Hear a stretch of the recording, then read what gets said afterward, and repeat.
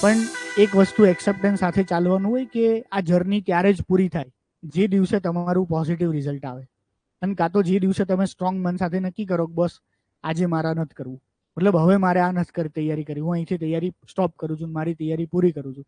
એ દિવસ સુધી જે પણ સિચ્યુએશન હોય, જે પણ મતલબ પેલા તો બહુ હાઈએસ્ટ વાત કરી નાખી કે મારા છોકરાની ડેથ થઈ હતી તો પણ હું હતું, એમ હોપ કે ભાઈ ભગવાનને પ્રે કરી આપણા ઘરમાં એવી સિચ્યુએશન ના થાય. પણ એ સિવાયની જેવી પણ સિચ્યુએશન હોય, ઘરમાં સગી નાની બહેનના મેરેજ હોય કે ભાઈના મેરેજ હોય કે જે બી હોય, જો ફેમિલી વાળા તમારી જોડે સિમ્પેથાઇઝર ને તમારા ડ્રીમમાં એનો રોલ હોય તો લગ્ન ના કરે એ વર્ષે, સિમ્પલ વાત છે, બરાબર છે. એવું તો કઈ છે નહીં 35 વર્ષે લગ્ન થાય, 28 વર્ષે બેન રાહ જોશે, ભઈલો રાહ જોશે 2 વર્ષ, આવું ના કહેવાય પણ આ તો રિયાલિટી છે.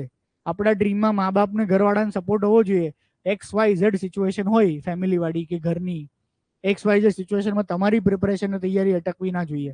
અને આવા મોટિવેશનલ સ્પીકરોની વાતો તમે 500 જગ્યાએ સાંભળી હશે. હું એવો નથી, મેં આ બધું કરેલું છે મારા લાઈફની અંદર. એવું નથી કે મોટિવેશનલ સ્પીકરની જેમ મેં કીધું હોય કે ભાઈ તૈયારી ચાલુ જ રાખવાની આ તે. મેં પ્રિલિમ્સની એક્ઝામ આપી હોય ને એ દિવસે રાત્રે હું વાંચવા ગયો છું. કયો ગાંડો માણસ પ્રિલિમ્સની એક્ઝામ હજી જસ્ટ પૂરી કરીને દિવસે રાત્રે એ જ રૂટીન શેડ્યુલ સાથે વાંચે 8 કે 9 કલાક? મગજ જ કામ ના કરતું ને, કારણ કે આગલા 2 દિવસ આપણે સાયકલ ફેરવીને ચેન્જ કર્યું હોય ને આખું. પ્રિલિમ્સના આગલા 2-3 દિવસ આખું સાયકલ શેડ્યુલ થઈ ગયું હોય, બહુ ખેંચ્યું હોય, બહુ વાંચ્યું હોય. એ દિવસે મગજ એક અલગ રિલેક્સેશન વાળી, ફ્રીડમ વાળી ફિલિંગમાં હોય, જે પણ કંઈ હોય. એ દિવસે પણ મેં જઈને વાંચ્યું છે. નો ડાઉટ જે રૂટીન ટાર્ગેટ બેઝ વાંચવાનું ને કે આજ તો આ ચેપ્ટર પતાવવાનું, એવું મારે ના થયું હોય. પણ પછી કેમ મેં કીધું હું એક્સ્ટ્રા રીડિંગ બહુ કરતો. એક્સ્ટ્રા રીડિંગ એટલે કે મારી પાસે 1000 પોઈન્ટ્સ વાંચવાના હોય. 1000 પોઈન્ટ્સ એટલે IR વાંચતો હોય ક્યાંક તો મને એવું વિચાર આવે ઇજિપ્તનો એકવાર ઇતિહાસ વાંચી લઈશ, કાં તો સેકન્ડ વર્લ્ડ વોરનો આ પાર્ટ તો હું વાંચીશ, કાં તો હું સોસાયટીનો આ પાર્ટ, જે બી કઈ ટોપિક. તો એવું બધું એક્સ્ટ્રા રીડિંગ કે જે આના રિલેટેડ જ હોય, પણ જે થોડું રિલેક્સેશન વાળું હોય, જે બર્ડન સાથે ના વાંચતો હોય. મારી વચ્ચે 14માં ઇન્ટરવ્યુ આપ્યું. 14માં ઇન્ટરવ્યુ આપીને જે દિવસે સાંજે રિઝલ્ટ આવ્યું 7 વાગે ફેલ વાળું, બરાબર, એ દિવસે હું પાછો સેમ વાંચવા જ ગયો. ઇન્ટરવ્યુ એ તો હું 100% એક્સપેક્ટેશન રાખતો હતો કે હું પાસ થઈ જઈશ ફર્સ્ટ એટેમ્પની અંદર જ. એ પછી બીજા વર્ષે પ્રિલિમ્સનું ફેલ ગયું, ત્યારે બહુ દુઃખ થયું હતું. બહુ દુઃખ એટલે ત્યારે હું અહીંયા ક્યાંક જ રહેતો હતો. તો પેલું ચિલ્ડ્રન યુનિવર્સિટીની સામેનો એક બાકડો છે ને, ત્યાં હું રોતો હતો મોડે સુધી, લગભગ 1-2 જેવા વાગ્યા હશે. પછી નક્કી કર્યું બસ વાંચવાનું જ છે, બીજું શું કરવાનું છે. ફરી પાછો 2 વાગે જઈને વાંચવા માંડ્યો. સિમ્પલ. બહુ દુઃખ થયું, બહુ હર્ટ થયું. રીઝન કે એ તો અનએક્સપેક્ટેડ હતું મારા માટે પ્રિલિમ્સ ફેલ્સ વાળું. રીઝન કે હું સાયકલ ઉપર ચાલતો હોય, એ સાયકલ મારે ચાલતા હોય કે ઓકે અત્યારે શું ચાલી રહ્યું છે, તો કે ભાઈ ફેબ્રુઆરી 2014. તો હું એવું વિચાર કરું કે ઓકે મારું રિઝલ્ટ પોઝિટિવ વાળું, મારું રિઝલ્ટ જૂન 2015માં તો આવી જશે. મતલબ મે 2014માં પ્રિલિમ આપીશ, ઓક્ટોબર 2014માં મેઇન્સ આપીશ, માર્ચ એપ્રિલની અંદર ઇન્ટરવ્યુ આપીશ 15માં, અને જૂન 15માં રિઝલ્ટ આવે. ઓકે મારે તો કેટલા વર્ષ સંઘર્ષ કરવાનો, તો કે ભાઈ 1.25 વર્ષ. 1.25 વર્ષ ફાઇનાન્શિયલ, તો કે વચ્ચે ભણાઈને આમ કરી લઈશ. મારા પેરેન્ટ્સની સિચ્યુએશન તો કે 1.25 વર્ષ એ લોકો આ કરી દેશે. એ લોકોને જ્યારે વાત થાય ત્યારે હોપ આપવું, જે બી કઈ વાત. હવે જસ્ટ ઇમેજિન કે બોસ મે મહિનામાં મેં જે એક્ઝામ આપી મે 2016, એનું રિઝલ્ટ ઓગસ્ટમાં આવ્યું, એમાં હું ફેલ. હવે મારા શિડ્યુલ ક્યાં ફરે કે મે 2017માં પ્રિલિમ્સ આપીશ અને જુલાઈ 2018માં મારું રિઝલ્ટ આવશે. એક્ઝામ્પલ, ખ્યાલ આવ્યો? તો એ કેટલું મોટું મારા માટે આમ ધ્રાસકો કે ફિયર કે અંધકાર હતો. 1.5 વર્ષનો અંધકાર કે બોસ 1.5 વર્ષ મારે કાઢવાના, અને એ પિક્ચર ક્લિયર હતું. 1.5 વર્ષ શું કરવાનું, કેમ સર્વાઈવ કરવાનું ફાઇનાન્શિયલી. ગાંધીનગરમાં હું રહેતો હતો, તો મારી પાસે તો પેલાય પૈસા ના હોય. ગાંધીનગરમાં તમે રહો જ છો, 1 મહિના રહેવા ખાવા પીવાનો ખર્ચોથી માંડીને બધું. પણ આ બધી જ સિચ્યુએશનની અંદર એક વસ્તુ મોસ્ટ કોમન હતી કે પ્રિપરેશન કરવી છે, વાંચવાનું છે, એક્ઝામ આપવાની છે, અને મારું જે ડેઇલી રૂટીન ઉઠીને 24 કલાક વાંચવાનું જે શેડ્યુલ છે પૂરું ક્યારે થશે? જ્યારે રિઝલ્ટ આવશે ત્યારે. આ સિવાય પતવાનું નથી. આ જ ડેડિકેશન ને આ જ વસ્તુ હોવી જોઈએ. રહી પ્રોબ્લેમ, તમે જો બધામાં ઓછા માર્ક્સ છે તો મને કોઈ એક્ઝેક્ટ કારણ ખબર નથી, કારણ કે હું તમને પ્રિલિમ્સના ટાઈમથી કોઈને જાણતો નથી પર્સનલી, એટલે હું એ કોઈ કમેન્ટ ના કરી શકું કે તમારી આ ભૂલ છે કે આ ભૂલ છે. પણ મને ઓવરઓલ મોટી વસ્તુમાં એટલી ખબર હોય કે આપણી ભૂલ ક્યાં થઈ હશે. તો આપણી પહેલી ભૂલ થઈ હશે કે આપણે સિલેબસ પ્રોપર ધ્યાન નહીં આપ્યો હોય, આખા સિલેબસને પ્રોપર એનાલાઇઝ નહીં કર્યો હોય. જેમ કે મોટું સિલેબસનું એનાલિસિસ એવું થઈ શકે કે ભાઈ 8 વિષયના 25 માર્ક્સ આવે છે, એવું જ હોય છે ને સમથિંગ, કે પોલિટીના 25 માર્ક્સ પૂછાય છે, હિસ્ટ્રીનું 25 માર્ક્સ પૂછાય છે, કલ્ચર 25 માર્ક્સ પૂછાય છે, આવું જ હોય છે. પોલિટીના 25માંથી શું પૂછાય છે? તો કે ભાઈ 2-5 ક્વેશ્ચન ફંડામેન્ટલ રાઇટ્સ વાળા હોય, 2-5 ક્વેશ્ચન તો કે પાર્લામેન્ટ કે ભાઈ વિધાનસભા કે એ બધા રિલેટેડ હોય. 3-4 ક્વેશ્ચન જ્યુડિશરીના હોય, 5 ક્વેશ્ચન અલગ અલગ કોન્સ્ટિટ્યુશનલ નોન કોન્સ્ટિટ્યુશનલ બોડીઝના હોય, અને 5 ક્વેશ્ચન કરંટ અફેરના અઘરા હોય. જે પણ કઈ રફ એનાલિસિસ સમથિંગ, એ રફ એનાલિસિસ એવું તમે શું 200 માર્ક્સનું કર્યું ટોપિક વાઇઝ, કે આ ટોપિકમાંથી આ ક્વેશ્ચન પૂછે, આ ટોપિકમાંથી પ્રીવિયસ યર્સના ક્વેશ્ચન પેપર આખા પ્રોપર તમે સરખામણી કરીને જોયા કયા ટોપિકમાંથી એક્ઝેક્ટ કયા સવાલ પૂછાય છે. પ્રીવિયસ યર્સના ક્વેશ્ચન પેપર નોટ નેસેસરીલી ડીવાયએસઓના જ જોવાના હોય. જીપીએસસી લઈ છે તો GPSC, STI, PI, DYSO, GPSC લીધેલી બધી એક્ઝામના પ્રીવિયસ યર્સના ક્વેશ્ચન પેપરનું એનાલિસિસ કરવાનું હોય, પોલિટીનું. એમાં સેક્શનલ વાઇઝ કરવાનું, ભાઈ એ ફંડામેન્ટલ રાઇટ્સમાંથી કેવા સવાલ પૂછે છે, આમાંથી કેવા સવાલ પૂછે છે. અને એકચ્યુઅલ વાંચવાની તૈયારી અહીંયાથી જ હોવી જોઈએ. એકચ્યુઅલ વાંચવાની તૈયારી કેવી હોવી જોઈએ? ધારો કે તમને મેં આજથી જ કીધું યુપીએસસીની તૈયારી સ્ટાર્ટ કરો, અને તમને મેં બિપિન ચંદ્ર આપી દીધી, હિસ્ટ્રીની 4 ચોપડી આપી દીધી. હવે હિસ્ટ્રી ચલો ને તમે થોડું જાણો છો, નવો સવાલ, નવો સબ્જેક્ટ કહું. મેં તમને કીધું સોશિયોલોજી વાંચવાનું છે, સોશિયોલોજી તમે વાંચવાનું શરૂ કરી દીધું, બરાબર. સોશિયોલોજી તમે વાંચવાનું શરૂ કરી દીધું, 2 મહિના 3 મહિના સોશિયોલોજી વાંચ્યું, તમને ખબર જ નહીં પડે કે સોશિયોલોજીમાં શું વાંચવાનું છે. કોઈ ડેફિનેશન ગોખવાની છે કે નહીં, આ આસ્પેક્ટો વાંચવાના છે કે નહીં, આ ફેક્ટ કે ફિગર શું યાદ રાખવાની છે, તમે એમ જ વાંચી કાઢ્યું. અને વાંચ્યા પછી મેં તમારી ટેસ્ટ લીધા પછી ખબર પડી કે ઓહો આ તો આવી રીતે પૂછાય છે સવાલો. તો એના કરતાં બેટર પહેલેથી જ સોશિયોલોજી વાંચતા પહેલા સિલેબસ જોયો હોત, જૂના સવાલો જોયા હોત, અને આ કર્યા પછી તમે વાંચવાની શરૂઆત કરી હોત તો તમને ખબર તો પડત ને કે અહીંયાથી આવા સવાલો પૂછાય છે. તો વાંચતી વખતે તમે એ પાર્ટ હાઇલાઇટ કર્યો હોત, વાંચતી વખતે એ પાર્ટની નોટ્સ બનાવી હોત, વાંચતી વખતે એ પાર્ટ ઉપર ફોકસ કર્યું હોત. અથવા તો હવે તમે જ્યારે વાંચો છો ને ત્યારે તમે સવાલો શોધો છો.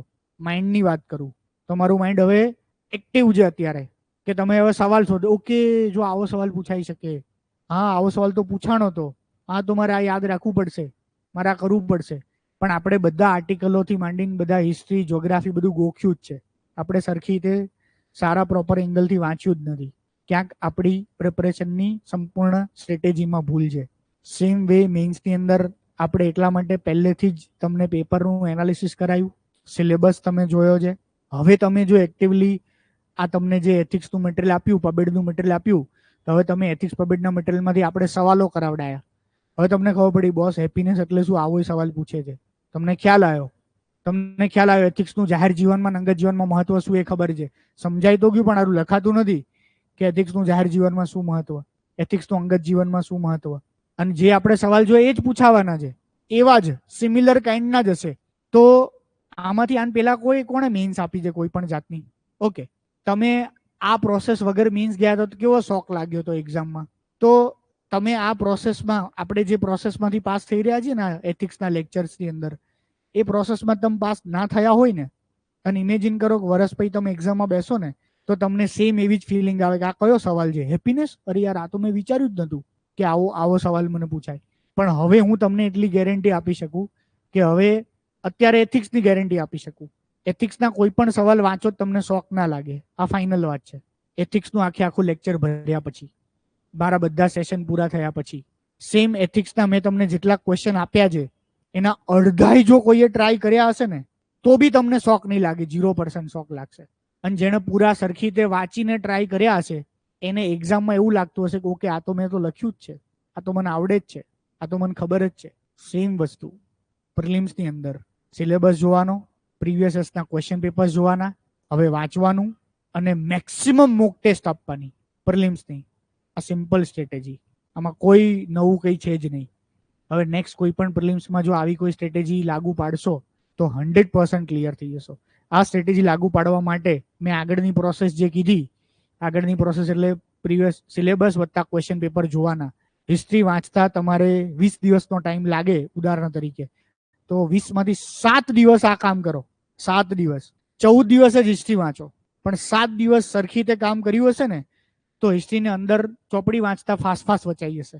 ખબર પડશે કેટલું વાંચવાનું, કેટલું સ્કીપ કરવાનું, કેટલું વાંચવાનું, કેટલું સ્કીપ. અને જે વાંચવાનું હશે એના પર તમે ફોકસ કર્યું હશે, એ યાદ રાખવા માટે કોશિશ કરી હશે, એક્ટિવલી તમે ક્યાંક ઇન્વોલ્વ થયા હશો. અત્યારે તો પેસિવ મગજમાં જ જાય છે, મગજ ક્યાંક ગમે છે ને આપણી નજર કે આંખો વાંચે છે ખાલી. આપણને ખબર જ નહીં ક્યાં ઊભું રહેવાનું, ક્યાં ચાવવાનું, ક્યાં પચાવવાનું, એવું તો ખબર જ નહીં. ક્લિયર? તો સિમ્પલ સ્ટ્રેટેજી હોય. મેં આની પહેલા તમને એક વાત કરી હતી કે અબ્રાહમ લિંકનને કોઈએ પૂછ્યું હતું કે ભાઈ એક ઝાડ કાપવાનું છે ને તમારી પાસે 10 કલાકનો કામ છે તો તમે શું કરશો? તો અબ્રાહમ લિંકને એવું કીધું કે હું 9 કલાક ઝાડનો અભ્યાસ કરીશ અને કુહાડીની ધાર કાઢીશ, પછીના 1 કલાક હું ઝાડ કાપીશ. સિમ્પલ સ્ટ્રેટેજી લાઈફના કોઈ પણ જગ્યાએ કામ આવે, કોઈ પણ જગ્યાએ. મોટા મોટી વોર 1971 વાળી પેલા જે જીત્યા છે ખબર છે ને, સ્ટ્રેટેજીસ્ટ હતા, સ્ટ્રેટેજી બનાવતા આવડતી હતી. મોદી સાહેબ ને અમિત શાહ આટલા બધું જીતે છે, સ્ટ્રેટેજી છે. વગર વિધાઉટ સ્ટ્રેટેજી કેમ્પેનિંગ નહીં કરતા. મોદી સાહેબના છેલ્લા દિવસો હતા તેને ખબર હતી મારે ક્યાં જવું છે, તો માણસ દ્વારકા ગયો, માણસ રાજકોટ ગયો, એ માણસ અમૂલના કોઓપરેટિવ્સમાં ગયો, એ માણસ નોર્થ ઇસ્ટ ગયો, એ માણસ આંધ્રા ગયો, એને ખબર છે ક્યાં ક્યાં જવાનું. અરુણાચલ પ્રદેશ એસેમ્બલી ઇલેક્શન હતું ત્યાં ગયો, આંધ્રા એસેમ્બલી ઇલેક્શન હતું ક્યાં ગયો, કર્ણાટકની અંદર વીક છે સરકાર ત્યાં ગયો માણસ, તમિલનાડુમાં વીક છે સરકાર ત્યાં ગયો માણસ, કેરલામાં ગમે એટલું બળ કરે તોય સીટ જીતવાની સંભાવના જ નહીં ગયો માણસ ત્યાં. તો તમને ખબર જ છે કે આ ગમે એટલું વાંચીશ નહીં આવડે, નહીં કરવાની એમાં મહેનત, ઓછી કરવાની. ખબર છે કે આ એરિયા એવો છે જે વાંચવા જેવો છે, સિમ્પલ સ્ટ્રેટેજી. વોરમાં કોઈ જીત્યું હોય, ક્રિકેટની મેચમાં કોઈ જીત્યું હોય, ધોની સક્સેસફુલ સડંગ જતો તો મેજોરિટી ઓફ કેસીસમાં strategy and back of mind હતી. બોસ કે આના પછી આને ઉતારવાનો, આના પછી આને ઉતારવાનો અને આ કરવાનું. અને ધોની જે ફાઇનલ મેચમાં આવ્યો આગળ યુવરાજ સિંહની, એ કેમ આવ્યો ખબર છે? મેં તમને આ સ્ટોરી કરેલી છે. ધોની જ્યારે આવ્યો ને બરાબર, એ સમયે ગૌતમ ગંભીર અને વિરાટ કોહલી બંને રમતા હતા બરાબર. વિરાટ કોહલી આઉટ થઈ ગયો. વિરાટ કોહલી આઉટ થઈ ગયો એટલે એ જ્યારે મેચની અંદર સહેવાગ, સચિન અને ત્રીજું કોણ આઉટ થયું? હજી એક આઉટ થયો તો કોહલી જ હતો. લગભગ બે જ આઉટ થયા હતા. સહેવાગ અને સચિન આઉટ થયા હતા. બંને ડ્રેસિંગ રૂમમાં બેઠા બેઠા ટીવી જોતા હતા. અને આ કિસ્સો સહેવાગે કીધો છે, ઓનલાઈન પ્લેટફોર્મ પર છે જાહેરમાં. એટલે આ કિસ્સો જેવો સહેવાગે કીધો. એટલે સહેવાગ એવી વાત કરતો હતો કે જો લેફ્ટી આઉટ થાય તો યુવરાજ આવશે અને જો રાઈટી આઉટ થાય તો ધોની આવશે. એણે ધોનીને બોલાયો અને આ મેસેજ આપ્યો. જેવો આ મેસેજ આપ્યો ને એની બીજી 5મી મિનિટે વિરાટ કોહલી આઉટ થઈ ગયો. એટલે સચિનના કેવા પ્રમાણે ધોની આવ્યો. સચિનનો આટલા વર્ષોનો અનુભવ, 25-30 વર્ષોનો અનુભવ. લેફ્ટી રાઈટી કોમ્બિનેશન તો આખા ગામને ખબર પડે, પણ એ સિવાય કારણ કે એ બોલિંગ પીચ હતી અને બોલર્સ એ સમયે થોડા વધારે હાવી હતા શ્રીલંકાના બોલર્સ, તો એની રિધમ તોડવા માટે જરૂરી હોય. લેફ્ટી રાઈટી સતત બદલાયા કરે ને તો બોલર્સની, ફિલ્ડર્સની બધાની રિધમ તૂટી જાય. તો અહીંયા મેઇન વાત એવી છે કે ધોનીને સર્ટેન મેચીસમાં ખબર પડે છે બોસ કે મારે શું સ્ટ્રેટેજી બનાવવાની. અને એનથી મોટી વસ્તુ, ધોની ઇનફ મેચ્યોર જે કોક કે ને તો એ સલાહ માને છે.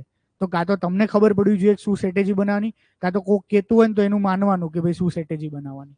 સિમ્પલ વાત છે. પણ આ બંનેમાંથી એકે વસ્તુ ના કરી શકો બરાબર, તો પછી જે ભારત અત્યારે 10 વર્ષથી હારે છે એવું થાય. ટેલેન્ટની તો કમી જ નહીં. ધોની સચિનનું ભેગું ટેલેન્ટ કરો ને, સચિનની ચલો વાત ના કરાય, બધાનું ભેગું ટેલેન્ટ કરો એટલો ટેલેન્ટેડ રોહિત શર્મા છે. લિટરલી ટેલેન્ટ, ક્રિકેટ ટેલેન્ટની વાત કરું, એટલો ટેલેન્ટેડ વિરાટ કોહલી છે, એટલા ટેલેન્ટેડ બીજા 4 પ્લેયરો છે. ટેલેન્ટ એકલું કામનું નહીં, તમારી સ્કિલ એકલી કામની નહીં, તમારું નોલેજ એટલું કામનું નહીં, તમે જે ગોખી શકો છો એ એકલું કામનું નથી. એટલા માટે આજનો ટોપિક શરૂઆત કરીએ, ઇમોશનલ ઇન્ટેલિજન્સ. આને કહેવાય બેસ્ટ શરૂઆત. ઓકે, ઇમોશનલ ઇન્ટેલિજન્સ ખાલી ઇન્ટેલેક્ચ્યુઅલિટી કામની નથી, આ રિયલ છે. આ પ્રિલિમ્સમાં કેટલાય લોકો ફેલ થયા છે, જે બુદ્ધિશાળી હશે, સમજુ હશે, ઇન્ટેલેક્ચ્યુઅલ હશે, રેન્કર હશે, 12 કલાક વાંચતા હશે, 16 કલાક વાંચતા. તમારે કોઈની મહેનત ઓછી છે એવું મેં કીધું જ નથી કે તમે લોકો મહેનત નહોતા કરતા. સિરિયસલી તમારા બધામાંથી મેજોરિટી ઓફ લોકોએ મહેનત કરી જશે તો 80, 90, 96 માર્ક્સ આવ્યા, 100 માર્ક્સ આવ્યા, કટ ઓફની ઉપર ના જઈ શક્યા. મહેનત બધા કરો જ છો, તો ખાલી મહેનત, ખાલી સ્કિલ, ખાલી ઇન્ટેલેક્ચ્યુઅલિટી એ લાઈફમાં, એક્ઝામમાં કોઈ પણ જગ્યાએ સક્સેસફુલ નથી. રાહુલ ગાંધીએ મહેનત કરે છે, ભારત જોડો યાત્રા લિટરલી મહેનત કરે છે, ચાલ્યો છે કિલોમીટર્સ ને કિલોમીટર્સ એક દિવસના. એ રાજકુમાર જ છે સિરિયસલી, એને કોઈ દી મહેનત નહીં કરી. પણ ખાલી મહેનત નહીં, મહેનતની પાછળની કોઈ સ્ટ્રેટેજી જ નથી. એક્ઝેક્ટલી કે કયા એરિયામાંથી મારે યાત્રા કાઢવી જોઈએ, યાત્રાને પહેલા શું પ્રિપરેશન કરવી જોઈએ, યાત્રા પછી શું કરવું જોઈએ, યાત્રામાં હું જે જગ્યાએ બોલીશ એ જગ્યાના લોકલ મુદ્દા કયા છે, એ લોકલ મુદ્દા મુજબ મારે થોડી શોર્ટ સ્પીચ પ્રિપેર કરવી જોઈએ, યાત્રામાં કોને સમાવેશ કરીશ, કોને સમાવેશ નહીં કરું, એ એરિયાના લોકોના સેન્ટિમેન્ટ્સને કેમ એન્કેશ કરીશ. કોઈ સ્ટ્રેટેજી જ નથી જોરદાર લેવલની. મોદી સાહેબ તો ચાલ્યા જ નહીં, એ ચાલી જશે તો હલી જશે આખું ભારત. સિરિયસલી એને જરૂર નથી. પણ એ જ્યારે યાત્રા બાત્રા એ શરૂ કરે, સ્ટ્રેટેજી. હું કોઈના વખાણને પેલું નહીં કરતો, હું એક્ઝામ સમજાવવા માટે તમને પોઈન્ટ્સ કહું છું. ઇમોશનલ ઇન્ટેલિજન્સ બરાબર. તો આ બે જે એક્ઝામ્પલ આપ્યા, રાહુલ ગાંધી કે મોદી સાહેબ કે ક્રિકેટવાળા કે તમારા કે આ બધા, તો આ બધામાં કમી ક્યાં છે? મહેનતની નથી, સ્કિલની નથી, ક્યાંક એવું માની ચાલો ઇન્ટેલેક્ચ્યુઅલિટીની નથી. ઇન્ટેલેક્ચ્યુઅલિટી એક્ઝામ પાસ કરવા જરૂરી જ નથી. આ ફેક્ટ છે. હું મારા શરૂઆતના લેક્ચર્સની અંદર આ વાત કરતો હોઉં છું. યુપીએસસી જીપીએસસી કોઈ એક એક્ઝામ હોય, નીટ JEE, એમાં બુદ્ધિની જરૂર હોય. ખાલી એક મેથ્સની ટેસ્ટ બુદ્ધિની જરૂર હોય, નો ડાઉટ. પણ જ્યારે આટલા બધા સબ્જેક્ટ આવી જાય, સતત સિલેબસ ચેન્જ થાય છે, બરાબર, કંઈક નવું નવું છે, તો હવે એમાં ખાલી ઇન્ટેલેક્ચ્યુઅલિટીની જરૂર નથી. એ 1% જ છે. સ્માર્ટ વર્ક એ બીજું 99% કામ કરે છે કોઈ પણ વસ્તુ પાછળ.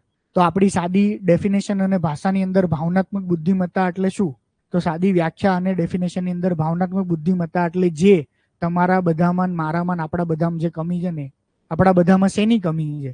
તો ભાવનાત્મક બુદ્ધિમત્તા એટલે વ્યક્તિ પોતાની લાગણીઓને સમજે અને મેનેજ કરે.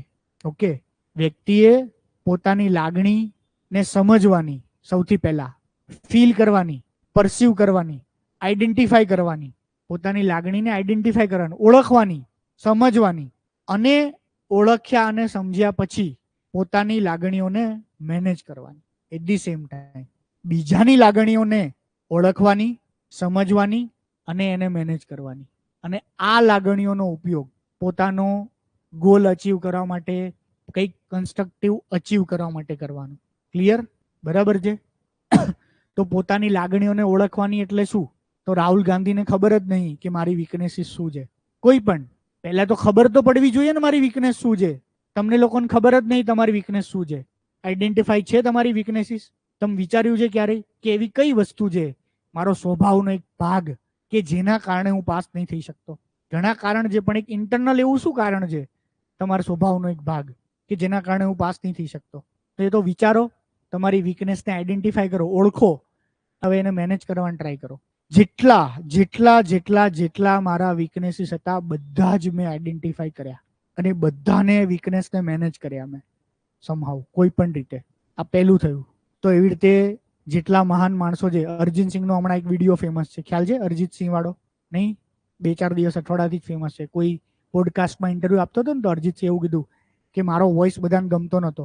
ઇન્ડિયન આઇડલ સારેગામાં જતો હતો ને, તો પેલા અનુ મલિક ને બધા જજ બેઠા હોય ને, તો ના ના ના ના નેગેટિવ રિસ્પોન્સ આપ્યો કે તારા વોઇસમાં પિચ નથી, ના નથી, તે નથી. ને સાચા જ હતા એ લોકો, કે જે એકચ્યુઅલી વર્સેટાઇલ સિંગર માટે જોઈએ એવું નહીં હોય જ્યારે નાનો હતો ત્યારે. તો અરિજીત સિંહ કે મેં મારો વોઇસ ફાડ્યો છે, ચીરી નાખ્યો છે, એમ ચીસો પાડીને, કે જે બી એટલે એની પ્રોસેસ હશે.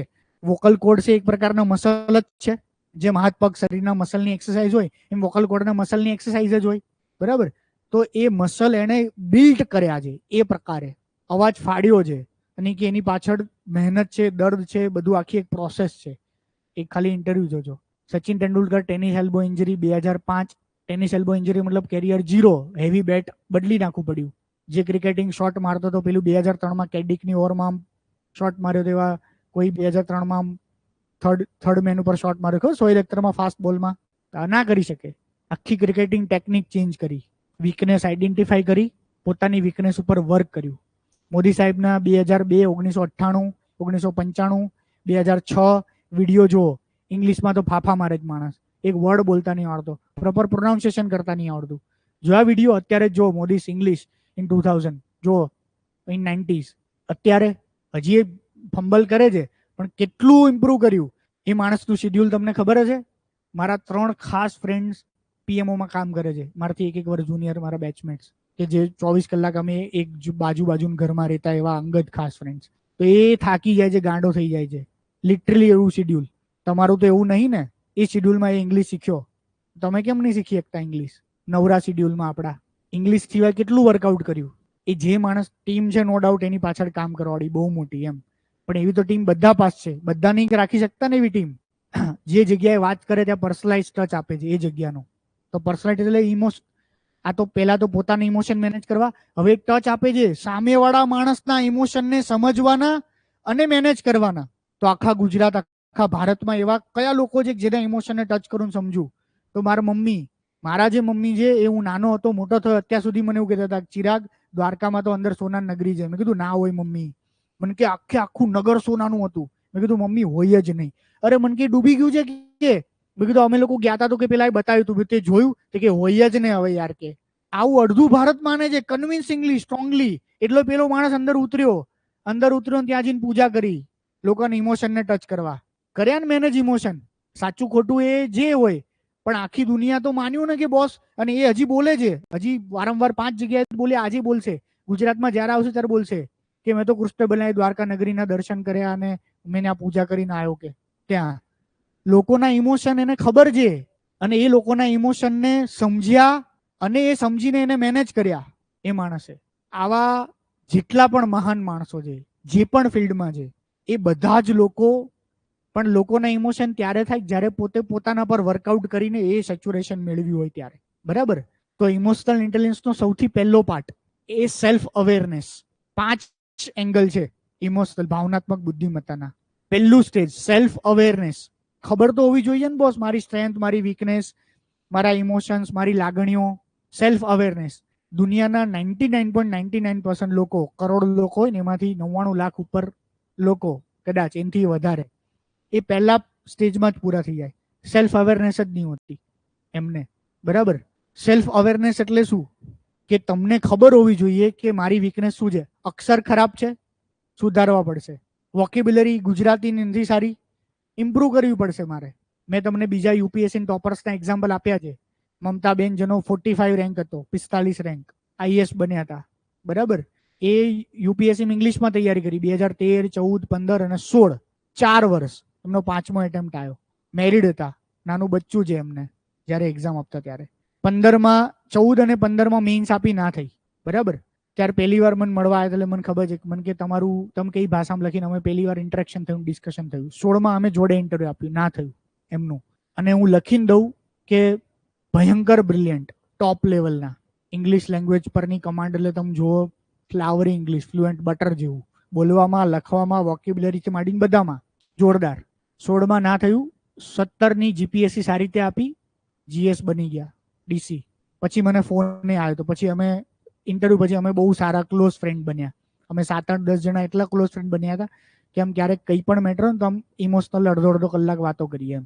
બરાબર? ત્યારે એવું કહેતા હતા કે હું રિલેક્સ ફીલ કરું છું, કે મારે જસ્ટ એના યુપીએસસી રિઝલ્ટ થોડા પહેલા વાત થઈ હતી. તો મને કે મારું યુપીએસસી વાળું ના થાય ને તોય ચાલશે, પણ કે હવે હું રિલેક્સ ફીલ કરું, પ્રેશર હતું. યુપીએસસી રિઝલ્ટ આવ્યું, 45મો રેન્ક. એ યુપીએસસી એને ગુજરાતીમાં આપી હતી. 5 વર્ષ ઇંગ્લિશમાં વાંચ્યું હોય અને ગુજરાતીમાં બધા મેન્સના પેપર લખવા કેટલી અઘરી વાત હશે. એ તમને બોલવામાં એવું લાગે, પણ તમે ટ્રાય કરો, તમને ખબર પડે. વોકેબ્યુલરી જ ના મળે. સેન્ટેન્સ ફોર્મેશન અત્યારે મારથી નહીં થતું. સેન્ટેન્સ ફોર્મેશન સારું ગુજરાતી વાળું છૂટી ગયું છે મારું ગુજરાતી રીડિંગ ક્યારનું. બરાબર?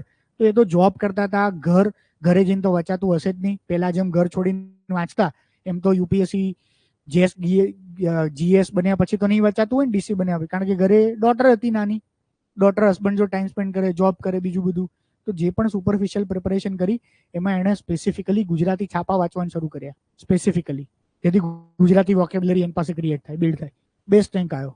સફીને ગુજરાતી મેન્સના પેપર લખ્યા છે. એની પહેલા 2014ની અંદર જે 3 જણા આઈએસ બન્યા ગુજરાતમાં, તો ગુજરાતમાં હજી સુધી જેટલા માણસો આઈએસ બન્યા ને, જેટલા માણસો આઈએસ આઈપીએસ, જેટલા ટોપ રેન્કની વાત કરું, ટોપ 300, ટોપ 400 રેન્ક્સ, બધાએ ગુજરાતીમાં આપી. 2 જ જણા, ધવલ પટેલ 2010 અને કાર્તિક જે હમણાં બન્યો, એણે ઇંગ્લિશમાં આપી. બાકી બધાએ ગુજરાતીમાં આપી.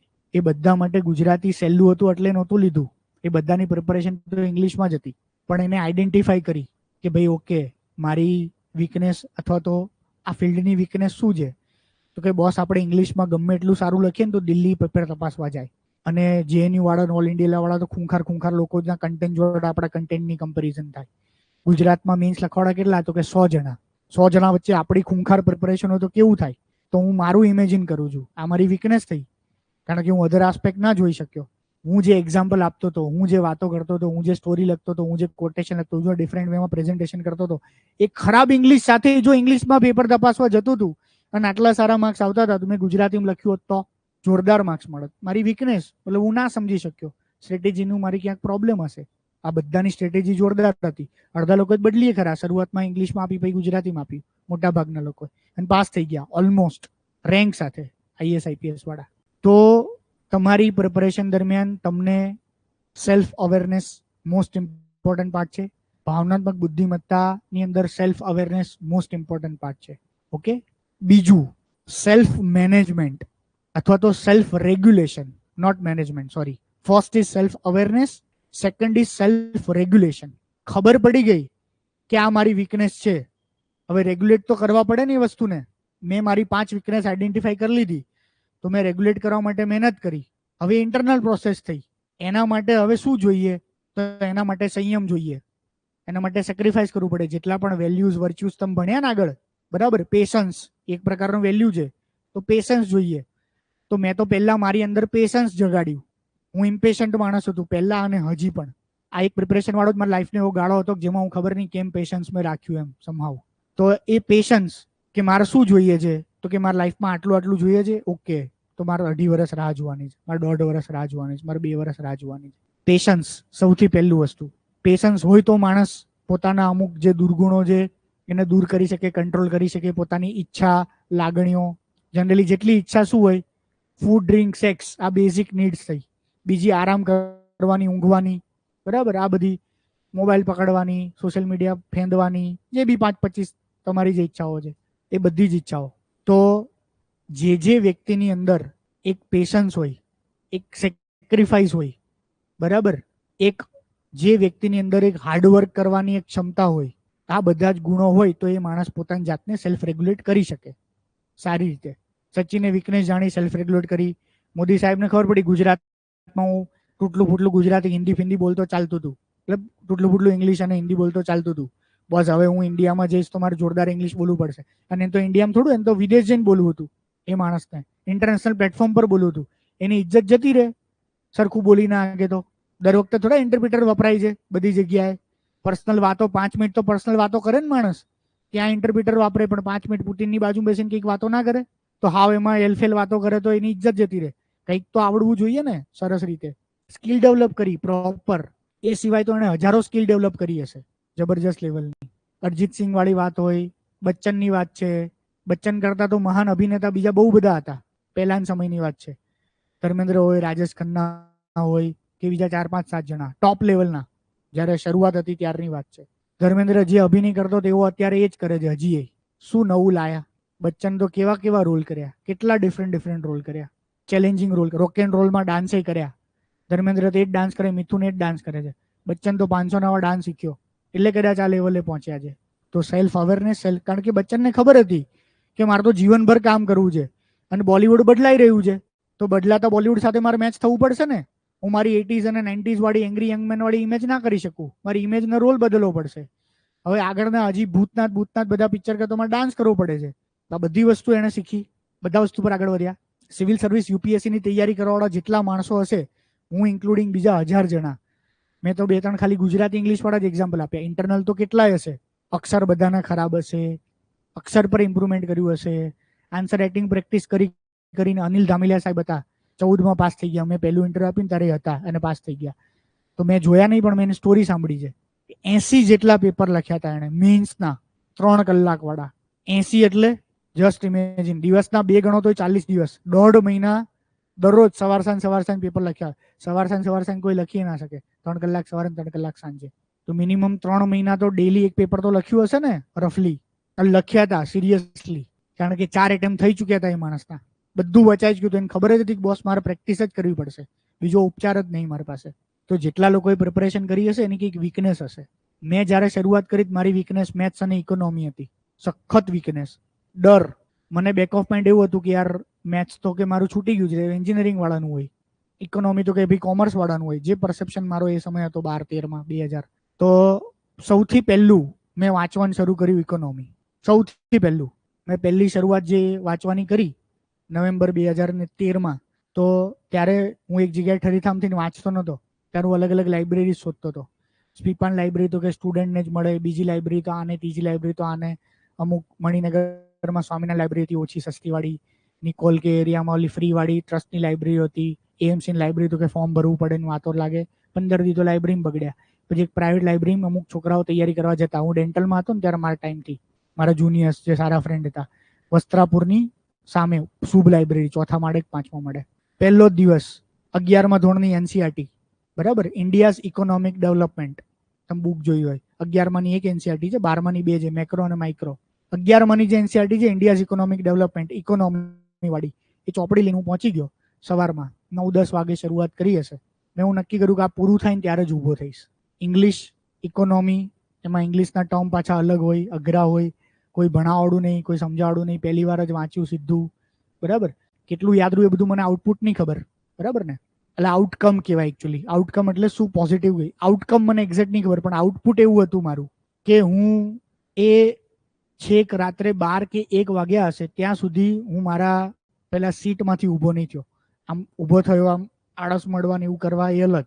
લાઇબ્રેરીની બહાર નીકળ્યો, ચા પીવાની, નાસ્તો કરવાની, બપોરનું ખાવાની, સાંજનો નાસ્તો કરવાની, રાતનું જમવાની. એક ઈગો, એક ગુસ્સો, એક જુનૂન, એક પ્રણ કે બોસ ઇકોનોમી તો શું છે યાર, એમ કરવું જ છે. અને હું પાછો જતો હતો તો મને યાદ છે કે સખત થ્રોબિંગ પેઇન થતું હતું. મેં રૂમાલ બાંધ્યો હતો આમ પટ્ટી કરીને. એમ એનું શું, હું એટલે જ કહું છું, એનું આઉટકમ પોઝિટિવ હતું એવું નહીં કહેવા માંગતો કે હું ઇકોનોમી શીખ્યું અને એને લીધે જ મારા જોરદાર માર્ક્સ આવ્યા, એવું નહીં કહેવા માંગતો. પણ જસ્ટ એક એક્ઝામ્પલ કે મેં જે મારી પહેલી વીકનેસ હતી ને, જેનો મને ડર લાગતો હતો ને, હું સામે જ એની સામે ગયો. તો એટલા માટે હું વાંચતો હતો ને ત્યારે મેં એક શાયરી મારા ચોપડાની પાછળ લખતો એમ કે સુના હે સમંદર કો બહોત ગુમાન આયા હૈ, સુના હે સમંદર કો બહોત ગુમાન આયા હૈ. મતલબ એને ઈગો આવી ગયો છે. ચલો કસ્તી વહાં લે ચલો જહાં તૂફાન આયા હૈ. ભાગવાનું થોડું છે બોસ ઇકોનોમીથી, ચલો પહેલા ત્યાં જઈએ બોસ. નવેમ્બર 2013ની વાત છે. ડિસેમ્બર 2014માં મારું મેન્સ પૂરી થઈ. પહેલા જ લેક્ચર મેં ઇકોનોમીના લીધા. મારી લાઈફની લેક્ચર લેવાની શરૂઆત ડિસેમ્બર 2014 ઇકોનોમી સબ્જેક્ટ મેં આખું બનાવ્યું યુપીએસસીની બેચમાં. ચાણક્ય કે એવું કોઈ કોચિંગ ઇન્સ્ટિટ્યૂટ હતું ગણેશ પ્લાઝામાં નવરંગપુરા પાસે, ત્યાં હું ભણાવવા ગયો. ઇકોનોમી જ ગોળીને પી ગયો તો સરસ રીતે જોરદાર પ્રિપરેશન થઈ હતી એ લેવલની, ટોપ નોચની. તો સેલ્ફ અવેરનેસ, સેલ્ફ રેગ્યુલેશન આ મોસ્ટ ઇમ્પોર્ટન્ટ આસ્પેક્ટ છે ભાવનાત્મક બુદ્ધિમત્તાના. આ બે વસ્તુ તમારી લાઈફમાં હોવા જ જોઈએ. સેલ્ફ અવેરનેસ, તમને ખબર હોય છે મારી વીકનેસ કઈ છે. નો ડાઉટ સ્ટ્રેન્થ પણ જોવાની, તો તમારી સ્ટ્રેન્થ પણ હોય. મારી વીકનેસ ત્યારેય હતી ને આજે છે, ફેક્ચ્યુઅલ વસ્તુ મને યાદ નહીં રહેતી. તો મેં ત્યારે પણ બહુ ફોર્સ કે ફોકસ ના કર્યું સખત એ લેવલનું. જે સર્ટેન થિંગ્સ હતી એ કરી. ઓકે, કે જ્યોગ્રાફીની અંદર અમુક નેશનલ પાર્ક યાદ રાખવાના, આ બધી વસ્તુ અમુક યાદ રાખવાની, તો એ બધું યાદ રાખ્યું હતું. આર્ટિકલ્સ તો નો ડાઉટ યાદ રહી ગયા હતા, એ સમજણવાળી વાત હતી. પણ બીજી કેટલીય ફેક્ચ્યુઅલ વસ્તુઓ જે છે એ મને ખબર પડી તો એ તો મેં ચાર્ટ બનાવીને મૂકી દીધો હતો. પણ બાકી બહુ બધી ફેક્ચ્યુઅલ વસ્તુ પર મેં ભાર ના આપ્યો, મેં જવા દીધી ફેક્ચ્યુઅલ વસ્તુઓ. કન્સેપ્ટ ક્લિયર હોય એ મારી સ્ટ્રેન્થ હતી. અને જે કન્સેપ્ટ એકવાર હું ક્લિયર કરું અથવા જે મને ખબર પડી જાય કન્સેપ્ટ મને 10 વર્ષ આજે નહીં ભૂલાણો. 14 વાળો કન્સેપ્ટ આજે હું યાદ છે ને તમને સમજાવી શકું છું. એ કન્સેપ્ટ એ મારી સ્ટ્રેન્થ હતી. મેન્સ એટલા માટે મેં મારી સ્ટ્રેન્થ બનાવી, બરાબર. તો તમને તમારી સ્ટ્રેન્થ વીકનેસ બંને ખબર હોવી જોઈએ. સ્ટ્રેન્થ હોય એને સ્ટ્રોંગ બનાવો, જે તમને ખબર પડે કે ઓકે કે આ 2-4-10 માર્ક્સ હું અહીંયા ગુમાવું છું તો એ 10 માર્ક્સ હું અહીંયા આમાં કવર કરી લઈશ.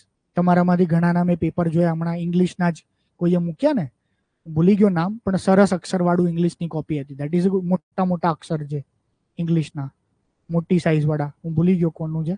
તો મેં જસ્ટ જોઈને કન્ટેન્ટ જોયું, પણ પહેલો કન્ટેન્ટ જોતા પહેલો જ વિચાર આવ્યો જો આનું આ સારા અક્ષરનું જોરદાર કન્ટેન્ટ હોય તો ફાયદો થાય, તો સુધારો અક્ષર.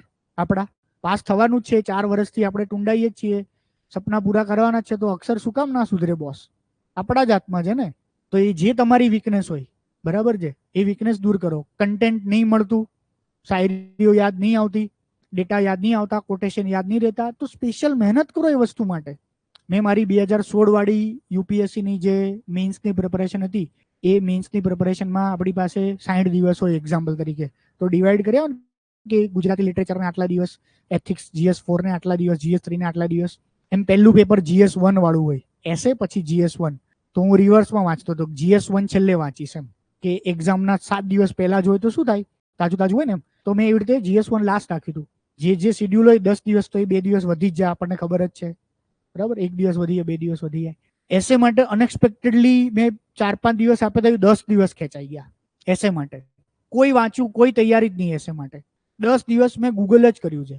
લેપટોપ લઈને 24 કલાક ગૂગલ, માથું દુખવા માંડે, કંટાળો આવવા માંડે, ખબર જ ના પડે, આમ થઈ જાય.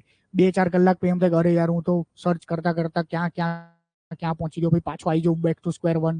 આવું બધું આમ અથડાયો કૂટાયો. શું કામ?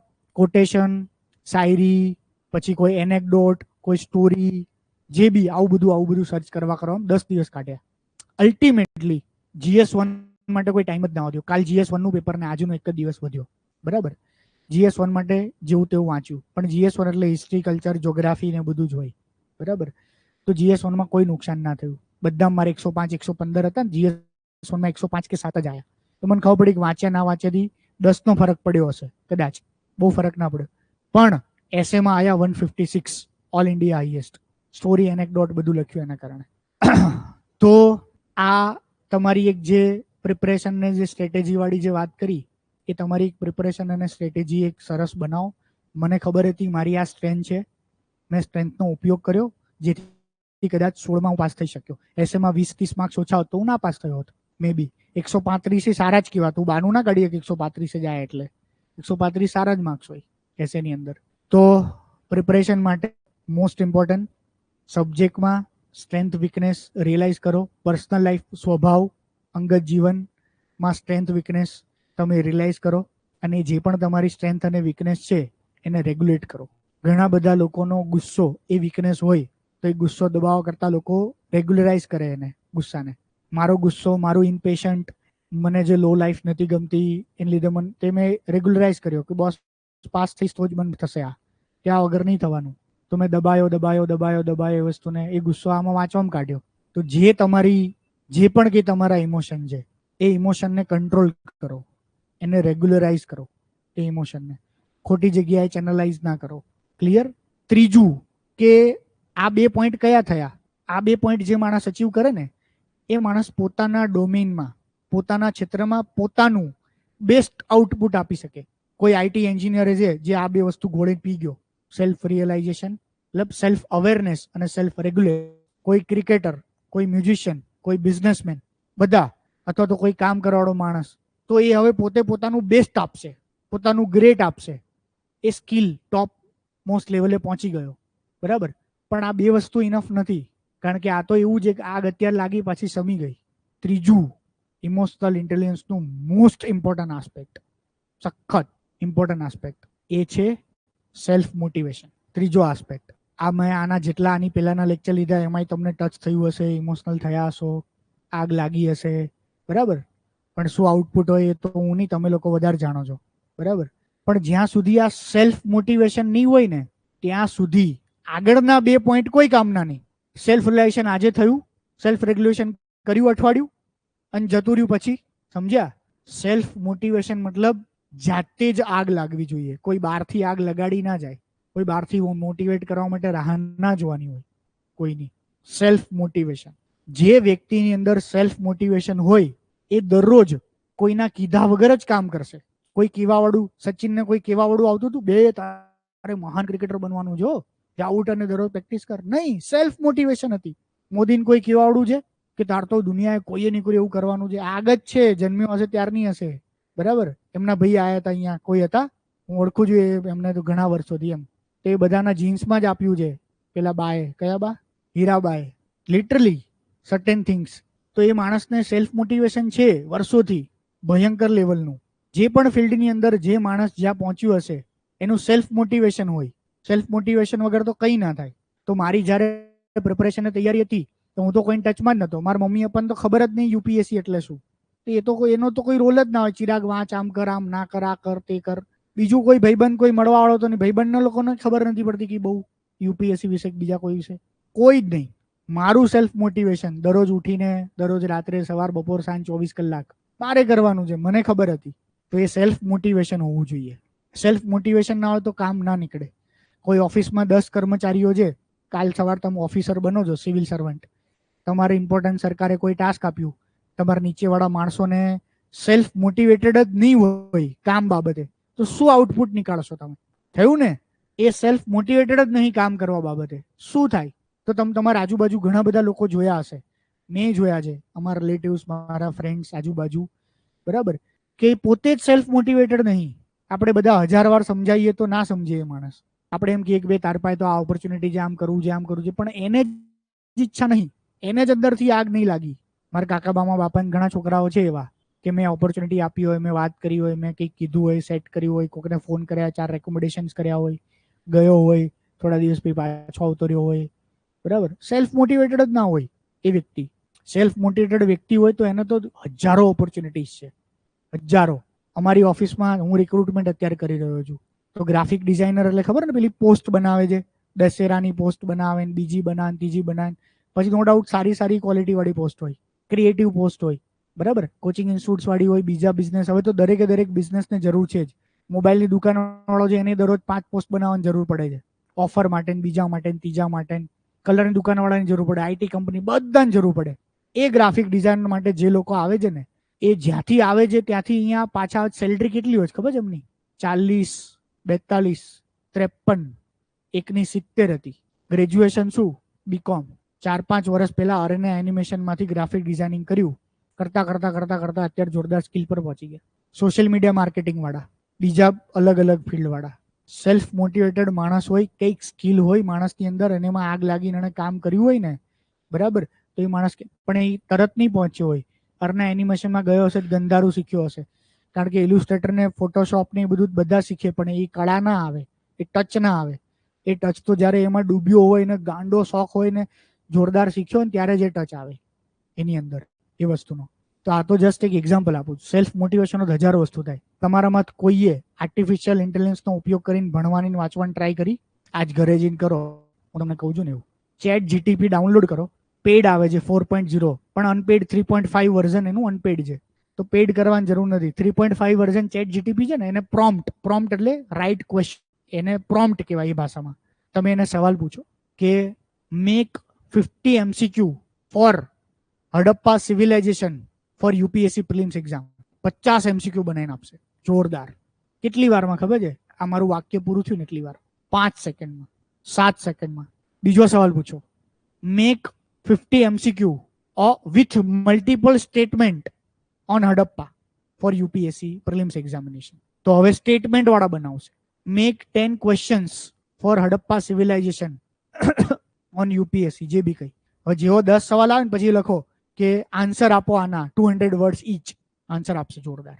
હવે એવું લખો, answer with proper introduction, body, conclusion with heading sub heading. આવું લખો તો હવે એવા આન્સર આપશે, હેડિંગ સબ હેડિંગ વાળા. Write a UPSC material on emotional intelligence in Gujarati language with suitable examples. આવું ગૂગલ સર્ચ કરો, ગુજરાતીમાં લખીને આપશે તમને. આવો કોઈ દિવસ ઉપયોગ આપણે કર્યો જ નથી એઆઈ ટૂલ્સનો, બરાબર. સેલ્ફ મોટિવેશન નથી, ક્યાંક લેકિંગ છે. સેલ્ફ મોટિવેશન મતલબ જે કામ કરતો હોય જે માણસ, એમાં જ ઇન્ડલ્જ હોય 24 કલાક.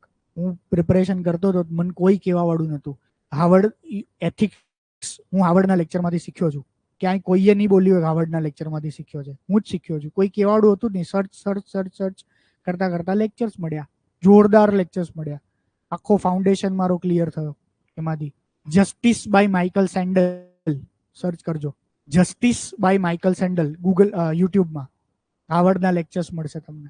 તો જેટલી થિંક ટેન્ક છે, જેટલી મેગઝિન્સ છે, બરાબર, આવી કેટલીય વસ્તુઓ સર્ચ કરતા કરતા ધ્યાનમાં આવી, એમાંથી રીડ કર્યું, એમાંથી મન મળ્યું કોઈ વસ્તુઓ. તો સેલ્ફ મોટિવેશન મતલબ કે સવારથી ઉઠો ને રાત્રે સુવા જાઓ ત્યાં સુધી તમારો જે ધ્યેય છે, તમારો જે ગોલ છે, તમારો જે એમ છે, એ જ તમને જાતે જ યાદ આવે, કોઈ કરાવે નહીં. તમને જાતે જ ખબર હોવી જોઈએ. ઉઠો જાગો ધ્યેય પ્રાપ્તિ સુધી મંડ્યા રહો. આનું સિમ્પલ ભાષામાં આ કહેવાય કે ઉઠો જાગો અને એ જ કામ કરો, એ જ કામ કરો, એ જ કામ કરો, એ જ કામ કરો. 24 કલાક સતત બેક ઓફ માઇન્ડ તમારા ધ્યાનમાં એક એ ધ્યાન જ એ રહેવું જ જોઈએ. ઊભા જો કોઈ ભાઈબંધ 10 મિનિટ અર્થ વગરની વાતો કરે છે તો પાછળ રેડ સિગ્નલ વાગવું જોઈએ. હું શું કામ આ વાતો કરું છું? મારા માટે કામ, હું ટાઈમ વેસ્ટ કરી રહ્યો છું, ચલો હું જઉં છું. એમ પેલાને પોલાઇટલી રિસ્પેક્ટફુલી કહી શકાય. એમ જ કહી શકાય, બાનું કાઢીને મારે કામ છે, મારે એક ફોન આવે છે, અરે યાર અહીંયા જવાનું છે, નીકળી જવાનું, અવોઇડ કરવાની એ જગ્યાએ વસ્તુ, એ પ્લેસીસ જ્યાં ટાઈમ વેસ્ટ થતો હોય. સુતા જો અચાનક સવાર 6 વાગે કે 7 વાગે કે 8 વાગે આંખ ઉડે ને ખબર પડે મોડું થઈ ગયું, તો આમ સફાળા જાગી જવા જોઈએ. આમ ધડકનો વધી જાય ને એવી બીક સાથે, એવો 2 કલાક મોડું થઈ ગયું એવું થાય છે. આમ મિસિંગ વાળી હૃદયના ધબકારા વધી જાય છે કે આજ તો વેસ્ટ થઈ ગયો ટાઈમ, આજ તો આ મિસ થઈ ગયું. આને કહેવાય સેલ્ફ મોટિવેશન. સતત જ્યારે લો મોમેન્ટ્સ આવે ત્યારે સેલ્ફ મોટિવેશન. તો આ એક પ્રોસેસ છે. મેં કેવી રીતે પ્રોસેસ કરી હતી, તો મેં 2-3 ટાઈમ સર્ટેન રાખી દીધા હતા કે હું સવારે 8, 9, 10 વાગે જ્યારે આવતો ઘરે, એટલે મારી કન્ડિશન સિચ્યુએશન પ્રમાણે ક્યારેક સૂઈ જવું, કારણ કે પછી ગેપ પડે ને તો ઊંઘ ના આવતી, એટલે હજી અંધારું જે અવાજો નહીં આવતા તો હું સૂઈ જાઉં 7 વાગે. તો સારામાં સારું, તો પછી 12-2 વાગે ઉઠું. પણ ક્યારેક ના હોય તો હું 10 વાગે સૂવું, ચા ભાખરી ખાઈને પછી સૂવું. પછી જ્યારે ઉઠું ને ત્યારે દિવસે વચાય નહીં એટલે ઇન્ડિયન એક્સપ્રેસ વાંચું, બીજું ત્રીજું એવું કંઈક વાંચતો. 6-7 વાગે મમ્મી જમવાનું 7, 7:30, 8 વાગે બનાવે એટલે મારું ફિક્સ અંધારું થાય ને એટલે ટેરેસ પર જવાનું 7, 7:30, 8 આસપાસ. ટેરેસ પર જઈને થોડું ચાલુ, ગોળ ગોળ ગોળ ગોળ ગોળ, બરાબર, વાતો કરું, વિચારો કરું. આ એક મારો સેલ્ફ મોટિવેશન વાળો ટાઈમ, ઓલમોસ્ટ ડેઈલી વાળો. હવે એમાં જે વિચારો થાય, નેગેટિવ તો નેગેટિવ વિચારો આવે કે આ સ્થિતિ છે, આ ગરીબી છે, આ કન્ડિશન છે, આ સિચ્યુએશન છે, આ અન્યાય થયા હતા, દીકડું હતું, પૂછડું હતું. પોઝિટિવ તો પોઝિટિવ વિચારો, આ કરવું છે, પેલું કરવું છે, આમ કરવું છે, તેમ કરવું છે, બરાબર, જે બી કંઈ. પણ એક એ આખું ચર્નિંગના અંતે તો રિઝલ્ટ એક જ નીકળ્યું કે બોસ નેગેટિવ તો આનું સોલ્યુશન શું? Preparation, exam clear. પોઝિટિવ તો આ મેળવવાનું સોલ્યુશન શું? Exam clear. ચર્નિંગ અલ્ટિમેટલી હવે આ મેં ઘૂંટ્યું જ છે, દરરોજ ઘૂંટ્યું છે આ વસ્તુને. એટલે હવે સેલ્ફ મોટિવેશન આવ્યું. બીજાની બધાની અલગ અલગ રીત હોય સેલ્ફ મોટિવેશન વાળી. મેં કીધું ને મારા પેરેન્ટ્સની સિચ્યુએશન, કન્ડિશન હાથમાં લગતો મોટિવેટ કરતું મને. એ મારા પેઇન, મારી નેગેટિવ થિંગ્સ મને મોટિવેટ કરતી. ચોપડી કે બુક્સની પાછળ એવું કે લખી રાખ્યું હોય, આ હું જે સુના સમંદર કો ગુમા ના હૈ, એવા 5-7 વાક્યો જે હું મને આમ ગમતા, એ મેં ચોપડીમાં લખ્યા હોય, બુકમાં લખ્યા હોય, કે જેવું વાંચું એટલે આમ પેલું થઈ જાય, એમ જોશ આવી જાય થોડો.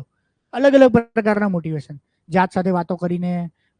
એટમોસ્ફિયર તમારે ક્રિએટ કરવું પડે મોટિવેશન વાળું, તમારી આજુબાજુ. ચિત્રોથી લખવાથી, હાથમાં લખવાથી, ચોપડીમાં લખવાથી, બુકમાં લખવાથી, જ્યાં જુઓ ત્યાં તમને એ જ દેખાવું જોઈએ.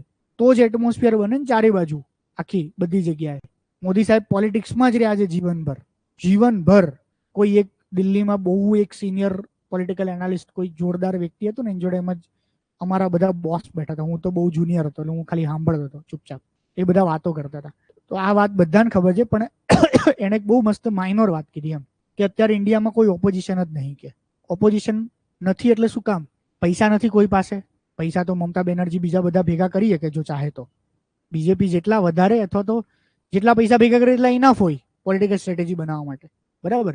કોઈ ચહેરો નથી, છે ને રાહુલ ગાંધી. કેમ આટલું બધું ખરાબ થયું તેમ છતાં હજી કોંગ્રેસ ગામડામાંથી, ગ્રાઉન્ડમાંથી ભૂસાયું નથી. ગુજરાતમાંથી નથી ભૂસાયું, સર્ટેન સેક્ટર, સર્ટેન ગામડા, સર્ટેન જગ્યા.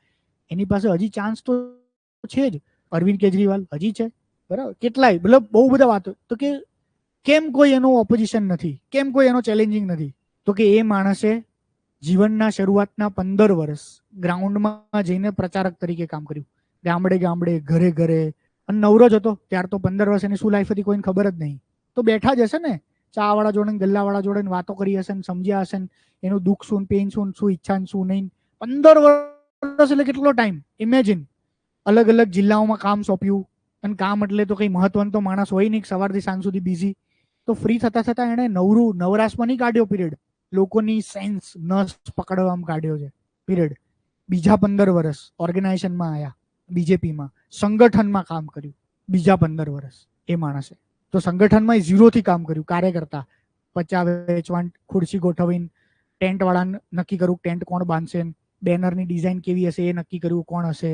એવા 0-0-0થી કામથી માંડીને મોટી મોટી છેલ્લે તો રેલીઓ કરી અયોધ્યા વાળી, 0-0 સંગઠનના કામ. 15-20 વર્ષ એટલે 35 વર્ષ એ થયા. 35 વર્ષ ને બીજા 25 વર્ષથી તો સત્તા પર છે, એડમિનિસ્ટ્રેશનનો અનુભવ. 35 ને 25, 60. કયા માણસ પાસે આ 50-60 વર્ષનો એક્સપિરિયન્સ છે જે શીખીને આવ્યા છે? કોઈ પાસે નહીં, આખા ઇન્ડિયામાં કોઈ પાસે નહીં.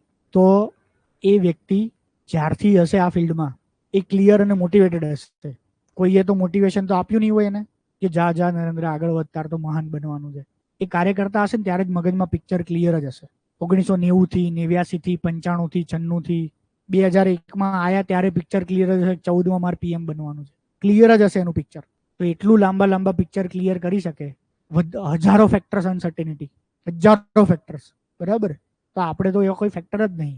પ્રિલિમ્સમાં 6 વિષય છે, મેન્સમાં ખબર છે આવા જ સવાલો પૂછાય છે, 50 ચોપડીઓ છે.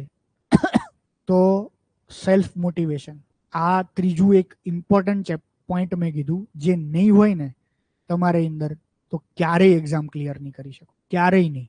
જેટલા માણસો એક્ઝામ ક્લિયર કરી છે એ સતત એની અંદર આગ ચાલુ જતી, તૈયારી ચાલુ જતી. અને એનું સેલ્ફ મોટિવેશન એને સતત આગલા 2 પોઈન્ટ કરાવડાવતું હતું, સેલ્ફ અવેરનેસ અને સેલ્ફ રેગ્યુલેશન. તો આ 3 વસ્તુ તમારામાં જોઈએ. સેલ્ફ અવેરનેસ સેલ્ફ રેગ્યુલેશન અને સેલ્ફ મોટિવેશન. આ 3 ઇમોશનલ ઇન્ટેલિજન્સના first 3 aspect, first 3 important points થયા. આ 3 જે વ્યક્તિની અંદર હશે એ વ્યક્તિ ડેફિનેટલી પોતાના ફિલ્ડની અંદર એ સ્પેસિફિક કામની અંદર એને એક્સિલન્સ મેળવી હશે, કે એ માણસ પોતાનું કામ જોરદાર રીતે કરતો હશે, ટોપ નોચ લેવલનું કરતો હશે. કોડર હશે તો ટોપ નોચ લેવલનું કોડિંગ કરતો હશે. સફાઈ વાળો માણસ હશે તો ટોપ નોચ લેવલની સફાઈ કરતો હશે. બરાબર. તો એવા તો મેં નાની નાની જોબ વાળા માણસો જોયા છે કે જેમાં આપણને એમ જ ખબર પડે આ 3 વસ્તુ એનામાં છે, અને એ 3 વસ્તુ એનામાં હોય અને એનું આઉટપુટ ગજબ લેવલનું દેખાય અને એ માણસ આગળ જ વધતા હોય. આપણે 2-5 વર્ષ પછી જોયા હોય ને, એ માણસ આગળ જ વધેલો હોય જોરદાર. જો આ 3 મારા અમુક કેટલાય ફ્રેન્ડ્સ મેં જોયા છે કે જે 2-5 વર્ષ પહેલા મેં એને બહુ કોમન અને સામાન્ય જોયા હોય, 3 વર્ષ કે 5 વર્ષ પછી હું અચાનક મળ્યો હોય તો એ ટોપ લેવલ પર હોય પોતાની ફિલ્ડમાં. આઈટી કંપની ચલાવતો 450 માણસ વાળી. 450 માણસ આઈટી કંપની જોરદાર વસ્તુ કહેવાય કે જે 3 વર્ષ પહેલા કંઈ જ નહોતો કરતો. કંઈ જ નહીં એટલે લિટરલી કંઈ જ નહીં. એના એક માણસની સેલરી નવાને રાખે ને, ફ્રેશર 80,000 રાખે છે. તો એવા 250માંથી તો કેટલાય ટોપ પર હશે. તો એ મને લાગે 50 લાખ ઉપર તો એની 50 લાખ નહીં, 1 કરોડ ઉપર મહિનાની સેલરી કરતો હશે એ માણસ. તો એનું કમાણી કેટલી હશે? હમણાં જ હું મળીને આવ્યો લાસ્ટ ફ્રાઈડે. મારો બહુ જ ખાસ ફર્સ્ટ સ્ટાન્ડર્ડનો ખાસ ફ્રેન્ડ. કંપની હતી, કામ હતું, બધું ખબર હતી, પણ આ તો રૂબરૂ જોઈને આવ્યો એટલે મને યાદ છે કે જસ્ટ કોવિડ પહેલા મળ્યો. એ બાપુનગર સાઈડ રહેતો હતો અમારે ત્યાં. પછી એને ત્યાં શિફ્ટ કર્યું ઘર. એને ડિસાઈડ કર્યું કે મારે કંપની શરૂ કર્યું. તો અમારે વચ્ચે વચ્ચે વાત થતી. તો એને 2 માણસો રાખ્યા છે, પછી 12 રાખ્યા હતા, છેલ્લે 22 સુધી પણ હું એને ઓફિસ જોવા ગયો હતો. અત્યારે હું જોઈને આવ્યો. તો આ ફિલ્ડની અંદર એણે જોયું કે ભાઈ મારી વીકનેસ શું છે, મારે શું કરવું જોઈએ. બરાબર. કેમ એની વીકનેસ એની કંપનીની રેગ્યુલરાઇઝ કરી. તો આ એવા મારા ફ્રેન્ડ્સની વાત કરું કે યુપીએસસીના ઓફિસરની વાત કરું કે મહાન સેલિબ્રિટીઝની વાત કરું, પોલિટિશિયન્સની વાત કરું, જે ફિલ્ડની વાત કરું, તમે જુઓ તમારી આજુબાજુવાળા વ્યક્તિ જેણે કંઈક નાનું મોટું અચીવ કર્યું હશે, એ વ્યક્તિ તમે 5-7-10 વર્ષ પહેલા જોયો હશે ત્યારે અલગ હશે. તો એને એના સ્વભાવમાં, એની સ્કિલમાં એનું ઇમ્પ્રુવમેન્ટ કર્યું હશે એ વ્યક્તિ, એ માણસ. તો આ 3 મેજર આસ્પેક્ટ જે તમારે આપણે શીખવાની જરૂર છે લાઈફની અંદર. બીજા 2 આસ્પેક્ટ મોસ્ટ ઇમ્પોર્ટન્ટ જે આપણે ડેફિનેશનમાં જોયા, understanding others emotion and managing others emotion. જોયા ને બીજા 2 આસ્પેક્ટ, કે બીજી વ્યક્તિની લાગણીઓ જે છે એને સમજવી અને બીજી વ્યક્તિની લાગણીઓને મેનેજ કરવી. આ સખત એટલે મોસ્ટ ઇમ્પોર્ટન્ટ આસ્પેક્ટ એ વસ્તુ માટે થયું કે એ વ્યક્તિ કે જેણે સેલ્ફ એક્સેલન્સ તો મેળવી જ લીધું છે કે પોતે પોતાના ફિલ્ડમાં ટોપ નોચ લેવલનો માણસ, બરાબર. પણ હવે એને એનું ફિલ્ડ જે ક્ષેત્રમાં કામ કરે છે એની અંદર હજારો ઓપોનેન્ટ, હજારો સ્ટેક હોલ્ડર છે. સ્ટેક હોલ્ડર કે ભાઈ હજારો સામાન્ય જનતા હોય, લોકો હોય, ગવર્મેન્ટ એડમિનિસ્ટ્રેશન બોડી, જેટલા લોકો લાગે વળગે બધા સ્ટેક હોલ્ડર થયા. એ બધાને પાર કરીને ટોપ પર પહોંચવું હોય ત્યારે આ બીજા આસ્પેક્ટ જોઈએ, બીજાને સમજવા અને બીજાને મેનેજ કરવા. મોદી સાહેબ જો પેલા 3 વસ્તુમાં જ પહોંચ્યા હોત ને તો એવું માનત એ ગ્રેટ પોલિટિશિયન બની ગયા હોત. મતલબ એક પોલિટિશિયનમાં જેટલી ક્વોલિટી જોઈએ ને એ ક્વોલિટી એનામાં હોત, બરાબર. પણ માસ લીડર ના બની શકે. માસ લીડર તો આ બીજી 2 વસ્તુ એડ થઈને ત્યારે બન્યા. બાકી તો એ પોતાનામાં સર્વશ્રેષ્ઠ હતા. પોતાની લાગણી, ઇમોશન કંટ્રોલ કર્યા, પોતે પોતાની સ્કિલ ડેવલપ કરી, 0થી ધીમે ધીમે કરીને, પોતે પોતાનું એવું આખું એક સ્વભાવ બનાવ્યું, નવી ટેકનોલોજી એડેપ્ટ કરી, ઇંગ્લિશ જોયું, આ બધું કર્યું, બધું જ. એવા તો જોરદાર છે કેટલાય. શશી થરૂર ટોપ લેવલનો માણસ છે, માસ લીડર નથી. છે ને બીજા કેટલાય માણસો, અમિત શાહ પોતાની ફિલ્ડમાં ટોપ છે. આ 3 વસ્તુ એણે અચીવ કરી છે, માસ લીડર નથી. સચિન પોતાની ફિલ્ડમાં ટોપ છે, greatest sportsman, greatest cricketer, greatest captain માં સચિનનું નામ આવે. ક્યાંય ગૂગલમાં સર્ચ કરો ગ્રેટેસ્ટ કેપ્ટન, સચિનનું નામ ના આવે ગ્રેટેસ્ટ કેપ્ટનની અંદર. કેપ્ટન એટલે શું થયું? બીજા 10 માણસો ઇન્વોલ્વ થયા. હવે ઓલામાં સચિન એકલો જ હોય, ગ્રેટેસ્ટ ક્રિકેટર સચિન એકલો જ છે, પણ જ્યારે ગ્રેટેસ્ટ કેપ્ટનની વાત આવે ત્યારે બીજા 10 જણા એડ થયા. બીજા 10 જણા સાથે 5 સિલેક્ટરો એડ થયા. બીસીસીઆઈનું એડમિનિસ્ટ્રેશન ને મેનેજમેન્ટ એડ થયું. ઓપોનન્ટની ટીમ એડ થઈ ગઈ.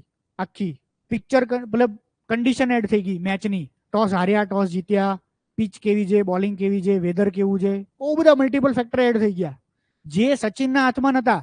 સચિનના હાથમાં તો એવા ફેક્ટર હતા કે આવું બાઉન્સ મારે તો કેમ શોટ મારવાનું, આવું ખતરનાક ફાસ્ટ બોલ આવે તો શું કરવાનું, આવું હોય તો શું કરવાનું. એ ફેક્ટર એના હાથમાં હતા, એનો રિસ્પોન્સ. પણ વેધરનો રિસ્પોન્સ ટોસ હારવા જીતવાનો રિસ્પોન્સ, સિલેક્ટરો હું કહું છું એવી ટીમ સિલેક્ટ નહીં કરતા એ રિસ્પોન્સ, ઓલા 10 જણા મોટિવેટ થઈને મારા બેટા હરખું રમતા નહીં એ રિસ્પોન્સ, છેલ્લે પૂછડિયા ભારત જ્યારે સાવ એન્ડમાં 5 ઓવરમાં 40 રન કરવાનો અને આખું બધા દબાણ આવી જાય છે આખી ટીમ ઉપર એ રિસ્પોન્સ, છેલ્લી 3 ઓવરની અંદર એ લોકોને 15 કે 10 રન કરવાના હોય તો કેચો છૂટી જાય છે, ચોકડીઓ જતી રહી છે, લાંબા થઈ જાય છે બધા એ રિસ્પોન્સ. ખબર છે ને, આમ હારી જ જતા આપણે જૂની મેચો જોવે તો બોડી લેંગ્વેજ જેવી હોય, આમ થાકેલા હોય બધા આમ આટા ફેટા મારતા હોય ને એમ, તો આખી ટીમ હાર માની લીધી હતી. એ રિસ્પોન્સ જે સચિનના હાથમાં નતું ને, એ ગ્રેટેસ્ટ હતો માણસ. ઓકે, મોદી સાહેબના હાથમાં પોતે ગ્રેટ બનાવવાનું હતું, પણ લોકો કેવું રિએક્ટ કરશે ગોધરા ઉપરથી, હું આ કેમ્પેનિંગ કરું છું, લોકો કેવું રિએક્ટ કરશે. મને દિલ્હીમાં પીએમ બનાવવાનું નામ વાત ચાલી રહી છે, આ વાત છે સપ્ટેમ્બર 2013ની, આ વાત ચાલી રહી છે બરાબર. ત્યારે તો ઓપોઝિશન ચાલી રહ્યું છે, કારણ કે બંધ માણે મિટિંગ હતી, મોદી ગુજરાત હતા અને ઉપરથી હાઈકમાન્ડનો ઓર્ડર આવે મોદી ગુજરાત નહીં આવે, આવવાની જ ના પાડી. અને આ કેડર એવું છે સેલ્ફ ડિસિપ્લિન વાળું કેડર, એ ઉપરથી ના પાડે તે ના આવી શકે બરાબર. આવે એટલે શું થાય, ઇન્ફ્લુઅન્સ કરે, 4 માણસોને અંગત રીતે બંગલે મળવા જાય, જે બીજેપીના કોર કમિટી વાળા હોય ને અમુક લોકો એને મળવા જાય, ઇન્ફ્લુઅન્સ કરે, એટલે ના જ પાડી દીધી ભાઈ નહીં આવવાનું. એ લોકોની મિટિંગો ચાલતી હતી, મિટિંગોમાં બહુ બધા 3-4 લોકોએ મોદી નામનું પ્રપોઝલ મૂક્યું, પોઝિટિવ ચાલતું હતું. અડવાણી છેલ્લી 2 મિટિંગમાં આવવાનું બંધ કરી દીધું, ના પાડી દીધી એને આવવાની. અડવાણીનો ઓપિનિયન હા કે ના હોય જ નહીં, તો મોસ્ટ સિનિયર મોસ્ટ હતા એટલે હા કે ના હોવું જોઈએ ને. અડવાણી ભાગ જ ના લે અને ઓલા 12 જણા નક્કી કરી લે તોય ખરાબ, એટલે જેને બેહાડવા તો પડે કે આવો તો ખરા બરાબર. તો આ ફેક્ટરો એ થોડો માણસ મેનેજ કરી શકતા હતા. ગ્રેટેસ્ટ ગમે તેવો હોય ગ્રેટેસ્ટ, એ ફેક્ટર તો બીજા લોકોને ઇમોશન મેનેજ કરવાના થયા ને. એ 15 જણાના ઇમોશન મેનેજ કરવાના કે બોસ એ 15 જણાને શું નક્કી કર્યો છે કે તમે મારું નામ પ્રપોઝ કરો પીએમ તરીકે. એ પહેલા બધા જ લોકો એના કરતા ટોપ લેવલના હતા. રાજનાથસિંહ બીજેપીના પ્રેસિડેન્ટ, ગડકરી 2012 માંડીને 13 સુધીના 11, 12, 13ના પ્રેસિડેન્ટ, નીતિન ગડકરી, રાજનાથસિંહ, આ બંને કરતા ટોપ મોસ્ટ લેવલના મોર મેચ્યોર એડમિનિસ્ટ્રેટર સુષ્મા સ્વરાજ અને અરુણ જેટલી, મંગારુ લક્ષ્મણને અમુક જૂના થઈ ગયા તે બધા ગયા, પણ આ 4 તો યંગ, નાના, કેપેબલ, ના 4ના નામ આવી શકે. અને આ બધાના ભીષ્મ પિતામહ અડવાણી સાહેબ. પણ એનો બર્થડેનો દિવસ હતો 17 સપ્ટેમ્બર 2013 અને એનું નામ જાહેર કર્યું ફાઇનલી. એનો ઇતિહાસ બદલાયો, ભારતનો ઇતિહાસ બદલાયો. પોઝિટિવ નેગેટિવ હું કંઈ નહીં કહેતો, પણ ઇતિહાસ બદલાયો જે બી હોય. તો એ ફેક્ટર તો એના હાથમાં ના આવે ને, બીજા લોકોના ઇમોશન સમજવાન મેનેજ કરવા. એ પછી કોવિડ, એની અંદર જે કંઈ થયું ખબર છે ને, સેકન્ડ વેવમાં તો આખું દુનિયા ગાળો દીધું હતું મોદીને, ભયંકર મા બેન વાળી ગંદી ગંદી ગાળો સોશિયલ મીડિયા પર પડતી હતી. અચાનક એ આખા ઇમોશન્સ લોકોના મેનેજ કર્યા અચાનક જોરદાર રીતે, આખું એક વેવ ચલાવ્યું કે જે કર્યું એ. ધોની શું કરતો હતો, બીજા 10 જણાના ઇમોશનને સમજવાના, લાગણીને સમજવાની, એની સ્ટ્રેન્થ અને વીકનેસને સમજવાની અને એને મેનેજ કરવાની. સામેવાળા માણસની સ્ટ્રેન્થ અને વીકનેસને સમજવાની, એને મેનેજ કરવાની. તો ધોનીનો ટર્નિંગ પોઈન્ટ કયો હતો લાઈફનો? એમાં સચિનનો ક્યાંક રોલ હતો કે 2007નો વર્લ્ડ કપ જેમાં આપણે હારી ગયું છેલ્લે ઝિમ્બાબ્વે સામે, કેનિયા સામે, ઝિમ્બાબ્વે સામે, અને આપણે સેમીફાઇનલમાં ના આવ્યા, પેલામાંથી નીકળી ગયા, બધાને ઘરે પથ્થર મારો ને આગ બાગ ને એવું થયું હતું 2007માં. તો હવે નવી એક સિરીઝ રમવા જવાની હતી, તેમાં એવું નક્કી કર્યું ભાઈ સિનિયર્સને ઇન્ક્લુડ ના કરે. અને T20 વર્લ્ડ કપ હતો 2007 વાળો. એ T20 વર્લ્ડ કપ જે હતો એ T20 વર્લ્ડ કપની અંદર નક્કી કરવાનું હતું કોણ જાય કેપ્ટન. ઓબ્વિયસલી એ સમયે અંડર 19નો કેપ્ટનથી માંડીને બધી વસ્તુમાં યુવરાજ સિંહ જ હતો ટોપ મોસ્ટ 100% કન્ટેન્ડર, બીજું કોઈ હતું જ નહીં. ધોની તો દૂર દૂર પિક્ચરમાં જ નતો, 2004-5માં તો આવ્યો તો માણસ હજી બરાબર. અને એવું કઈ જોરદાર સ્કિલ પેલી સાબિત નથી કરી. સચિને ત્યારે કીધું કેમ, ધોની વિકેટ કીપર હતો, સચિન સ્લીપમાં જ હોય દર વખતે. વન ડે મેચ હોય તો સ્લીપમાં 15 ઓવર કે 20 ઓવર હોય શરૂઆતમાં બરાબર, અને ટેસ્ટ મેચ હોય તો 5-5 દિવસ સ્લીપમાં હોય, બાજુમાં 5-5 દિવસ નવરા માણસો કરે શું, વાતો જ કરે ને એકબીજા જોડે કે ભાઈ ઓકે આમ કરવું છે, આમ ના કરવું છે, આ વાતો. તો સચિને એની વાતો સાંભળી હતી આટલા વર્ષ. સચિન કે ક્રિકેટ પ્રત્યેની એની જે સમજણ અને સૂઝ છે ને કે એ આઉટ ઓફ બોક્સ છે, કે એની જરૂર છે આપણે ક્રિકેટ પ્રત્યેની સમજણ, એનું જે નોલેજ. એટલે એણે નામ કીધું, અનએક્સપેક્ટેડ ડિસિઝન લીધા 2-3. ફાઇનલમાં ભારત હારી જ જવાનું હતું. એના લાઈફના 2 ડિસિઝન જોર સખત. પહેલી મેચ પાકિસ્તાન સામેની T20 2007 T20 વર્લ્ડ કપ, પહેલી મેચ પાકિસ્તાન સામેની, ટાઈ થઈ મેચ, થઈને ટાઈ. શું થયું હતું, અત્યારે ટાઈ થાય સુપર ઓવર હોય, એક ઓવર રમવાની, શોટ મારવાના. ત્યારે ટાઈમાં શું હતું, ત્યારે નિયમ અલગ હતો બરાબર. 3 જણાએ બોલ નાખવાનો અને કેટલી વિકેટ પડે, મતલબ વિકેટ ઉપર અડે એ નક્કી કરવાનું. ઓકે, પાકિસ્તાને જે 3 જણા લાયા કોણ ખબર, એના 3 મેઇન બોલરો. પેસ બોલરો જે આમ રનિંગ કરીને આવે 15, 20, 25 ડગલા અને આમ મારે. ઓકે, 3 પાકિસ્તાનના મિસ થયા. આપણામાંથી 3 કોણે કર્યું ખ્યાલ છે? કોણે કર્યું? સહેવાગ, ઉત્તપા, હરભજન. ઉત્તપા જ હતો લગભગ, આઈ ડોન્ટ નો. બરાબર. તો એ 3 બોલર નથી. હરભજન બોલર છે, બીજા બોલર નથી. સહેવાગ પાસે કરાવડાવ્યું. કેમ? તો રનઅપ લીધા વગર કે તારે ખાલી ટાંકવાનું જ છે, આમ હાથ ગોળ ફેરવીને, આમ ઉભા ઉભા જ આટલું કરીને જ ખાલી હરખી રીતે ટાંકી શકાય ને. હજી બીજું, પાકિસ્તાનનો વિકેટ કીપર અહીંયા સ્ટમ્પ હોય, આ 3 આ પિલ્લર અહીંયા ઉભો રહ્યો. ધોની એક્ઝેક્ટ સ્ટમ્પની પાછળ ઉભો રહ્યો, જેથી દેખાય એને ધોની ઇઝીલી સ્ટમ્પને ટાર્ગેટ કરી શકે. તો એણે સામે જે બોલર જે છે એના 3, એની સ્ટ્રેન્થ વીકનેસ, ટીમની સ્ટ્રેન્થ વીકનેસ, એ સિચ્યુએશનની અંદર જે સિચ્યુએશનની સ્ટ્રેન્થ વીકનેસ હતી એ સમજી અને એને મેનેજ કરી એણે. એટલા માટે પહેલી મેચ આપણે જીત્યા. બરાબર. છેલ્લી ફાઇનલ મેચ ફરતી પાકિસ્તાન સામે 2007 T20 world cup final match 3 કે 4 ઓવરમાં કંઈક રન કરવાની જરૂર હતી, આપણે જીતતા હતા. પણ પેલો મિસબાઉલ હક આવ્યો અને મિસબાઉલ હકે છેલ્લી 17 ઓવર, 18 ઓવર ને 19 ઓવર, 3 ઓવરની અંદર મિનિમમ 30, મને એક્ઝેક્ટ ફિગર નહીં ખબર, 30-40 રનની વચ્ચે લઈ લીધા 3 ઓવરમાં.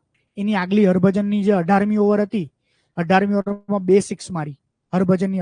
હરભજન આગલી 2 ઓવર જોરદાર નાખી હતી. એ સિવાય બીજા ફાસ્ટ બોલરો બધાને જોડી નાખ્યા, 4-6. છેલ્લી ઓવર બાકી, છેલ્લી ઓવરમાં હરભજનની 1 ઓવર બાકી હતી અને એ જ નાખવાનો હતો. ફિક્સ અને ફાઇનલ હતું, હરભજન જ નાખે, કારણ કે મેચ્યોર્ડ બોલર છે એ જ.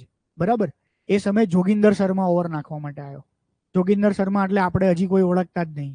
જોગિંદર શર્મામાં કોઈ સ્કિલ હતી નહીં, કશું જ નહીં. એ તો ભાઈ આઈને જતો રહ્યો જોગિંદર શર્મા તો. પણ એ ટર્નિંગ પોઈન્ટમાં જોગિંદર શર્મા આપી. એમને મેં પેલા લોકો જીતી જ જવાના હતા, કોઈ બી એ નાખ્યું હોત તો. મિસબાઉલ હક ફૂલ ફોર્મમાં હતો, એ જ સ્ટ્રાઇક પર હતો આરામથી. જોગિંદર શર્માના ઓવરમાં પહેલા બીજા બોલમાં સિક્સે મારી પાછી. બરાબર. 2 રન લીધા, 6 મારી, એવું કંઈક કર્યું. બરાબર. કાં તો 10 રન હતા, 4 મારી અને 6 મારી, એવું કંઈક. 3 બોલની અંદર જ આટલું થઈ ગયું. હવે બીજા 3 બોલ 1 જ રન, મતલબ સ્કોર ઇક્વલ થઈ ગયો. 1 જ રન કરવાનો હતો. બરાબર. એ 1 રન કરવા અંદર જે શ્રીસંત આમ જે ફાઇન લેગ ઉપર છેલ્લે બેઠો હોય ને આમ, બરાબર, તો ફાઇન લેગ ઉપર ને આમ નજીક લાવી દીધું શ્રીસંતને, અને પેલાને નજીક જઈને એવું કીધું તું આ પ્રકારનો બોલ નાખ. પેલો આમ કરીને આમ પેલો શોટ મારવા ગયો, દિલ સ્કૂપ કરવા ગયો, કેચ થઈ ગયો. એટલે એમાં એને 2 ઇમોશન નક્કી કર્યા. પેલો ઇમોશન કયો નક્કી કર્યો કે હરભજન અથવા બીજો કોઈ એસ્ટાબ્લિશ બોલર હોય ને, તો એસ્ટાબ્લિશ બોલરની અંદર પેલો માણસ એ પોતાની નોર્મલ કન્વેન્શનલ ક્રિકેટ રમે. કન્વેન્શનલ સમજ્યા ને, આમ ગ્રાઉન્ડ શોટ મારે, આ શોટ મારે, આ શોટ, પ્રોપર ક્રિકેટિંગ શોટ મારે, પ્રોપર ક્રિકેટિંગ શોટ મારે કોઈ પણ માણસ. બરાબર. સરસ રીતે. અને મારવાનો જો તો થઈ જ જાત. બીજું, હરભજનની આગળની જોરમાં લઈ લેન્થ ખોવાઈ ગઈ હતી, વિખરાઈ ગઈ હતી. હરભજન પોતે જ કોન્ફિડન્ટ નતો લાગતો.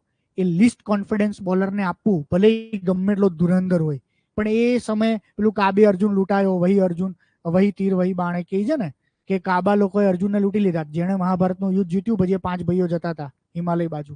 તો કાબા એટલે એક પ્રકારની એવી ટ્રાઇબ પ્રજા, એને આ બધાને માર્યા, બહુ માર્યા જોરદાર. અર્જુને લૂંટી બૂટી નાખ્યા. એ જ અર્જુન, એ જ ધનુષ, એ જ બાણ.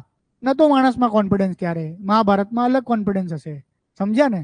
તો એ દિવસ મેટર કરે છે ને માણસનો કેવો છે. તો એ હરભજનનો દિવસ નતો, કોન્ફિડન્ટ નતો. તો ધોનીને ખબર પડી કે ભાઈ બોસ, આના ઇમોશન એને જોયા, એની વીકનેસ જોઈ કે આજ તો ભાઈ આને ના અપાય. એને ના પાડી. જોગિંદર શર્માને આપ્યું, નવો જ હતો, એને કઈ પેલું હતું નહીં. હવે એને સામેવાળાની ઇમોશન નક્કી કર્યા. બોસ પેલો તો કોન્ફિડન્સમાં આવી ગયો છે, ખતરનાક લેવલના કોન્ફિડન્સ, કે બોસ જીતી ગયા આપણે, એમ પતી ગયું. તો એને ખબર પડી કે હવે કદાચ આ એક ચાન્સ છે કે કદાચ આ લૂઝ શોટ મારે અને આમ સ્ટાઇલમાં ફિનિશ કરવાની ટ્રાય કરે. અને ખરેખર એને કર્યું એવું. કોઈ પણ પ્રકારે મિસબાઉલ હકને એ શોટ જોયો છે તમે બધા? એ શોટ મારવાની, સ્કૂપ શોટ મારવાની જરૂર જ નથી અને કેચ થઈ ગયો ઇક્વલ. 2007નો T20 વર્લ્ડ કપ ધોની જીત્યો, એટલે પછી બધા ફોર્મેટમાં કેપ્ટન કન્ટિન્યુ રહ્યો. એટલે મહાન માણસ. હાર્યો હોત તો કઈ ના થાત. એને ટીમના બીજા બધા માણસોના ઇમોશન, સ્ટ્રેન્થ, વીકનેસ સમજવાની સ્કિલ હતી, એને મેનેજ કરવાની સ્કિલ હતી એ માણસની અંદર. સામેવાળા ઓપોઝિશન ટીમ, એના ઇમોશન મેનેજ સમજવાની સ્કિલ હતી, મેનેજ કરવાની સ્કિલ હતી. પરિસ્થિતિઓ, સમય, સંજોગો, સિચ્યુએશન, વેધર, વિન્ડ સ્પીડ, આ તે, લાઇટ, ફ્લડ, બ્લડ, જે બી 500 સિચ્યુએશન ફેક્ટર્સ કામ કરતા હોય, એને એનાલાઇઝ કરવાની સમજ હતી. જે સચિને કીધું આ વાત, કે આ બધી વસ્તુને સમજવાની ને એનાલાઇઝ કરવાની સ્કિલ છે એનામાં, એ વસ્તુની સ્કિલ છે.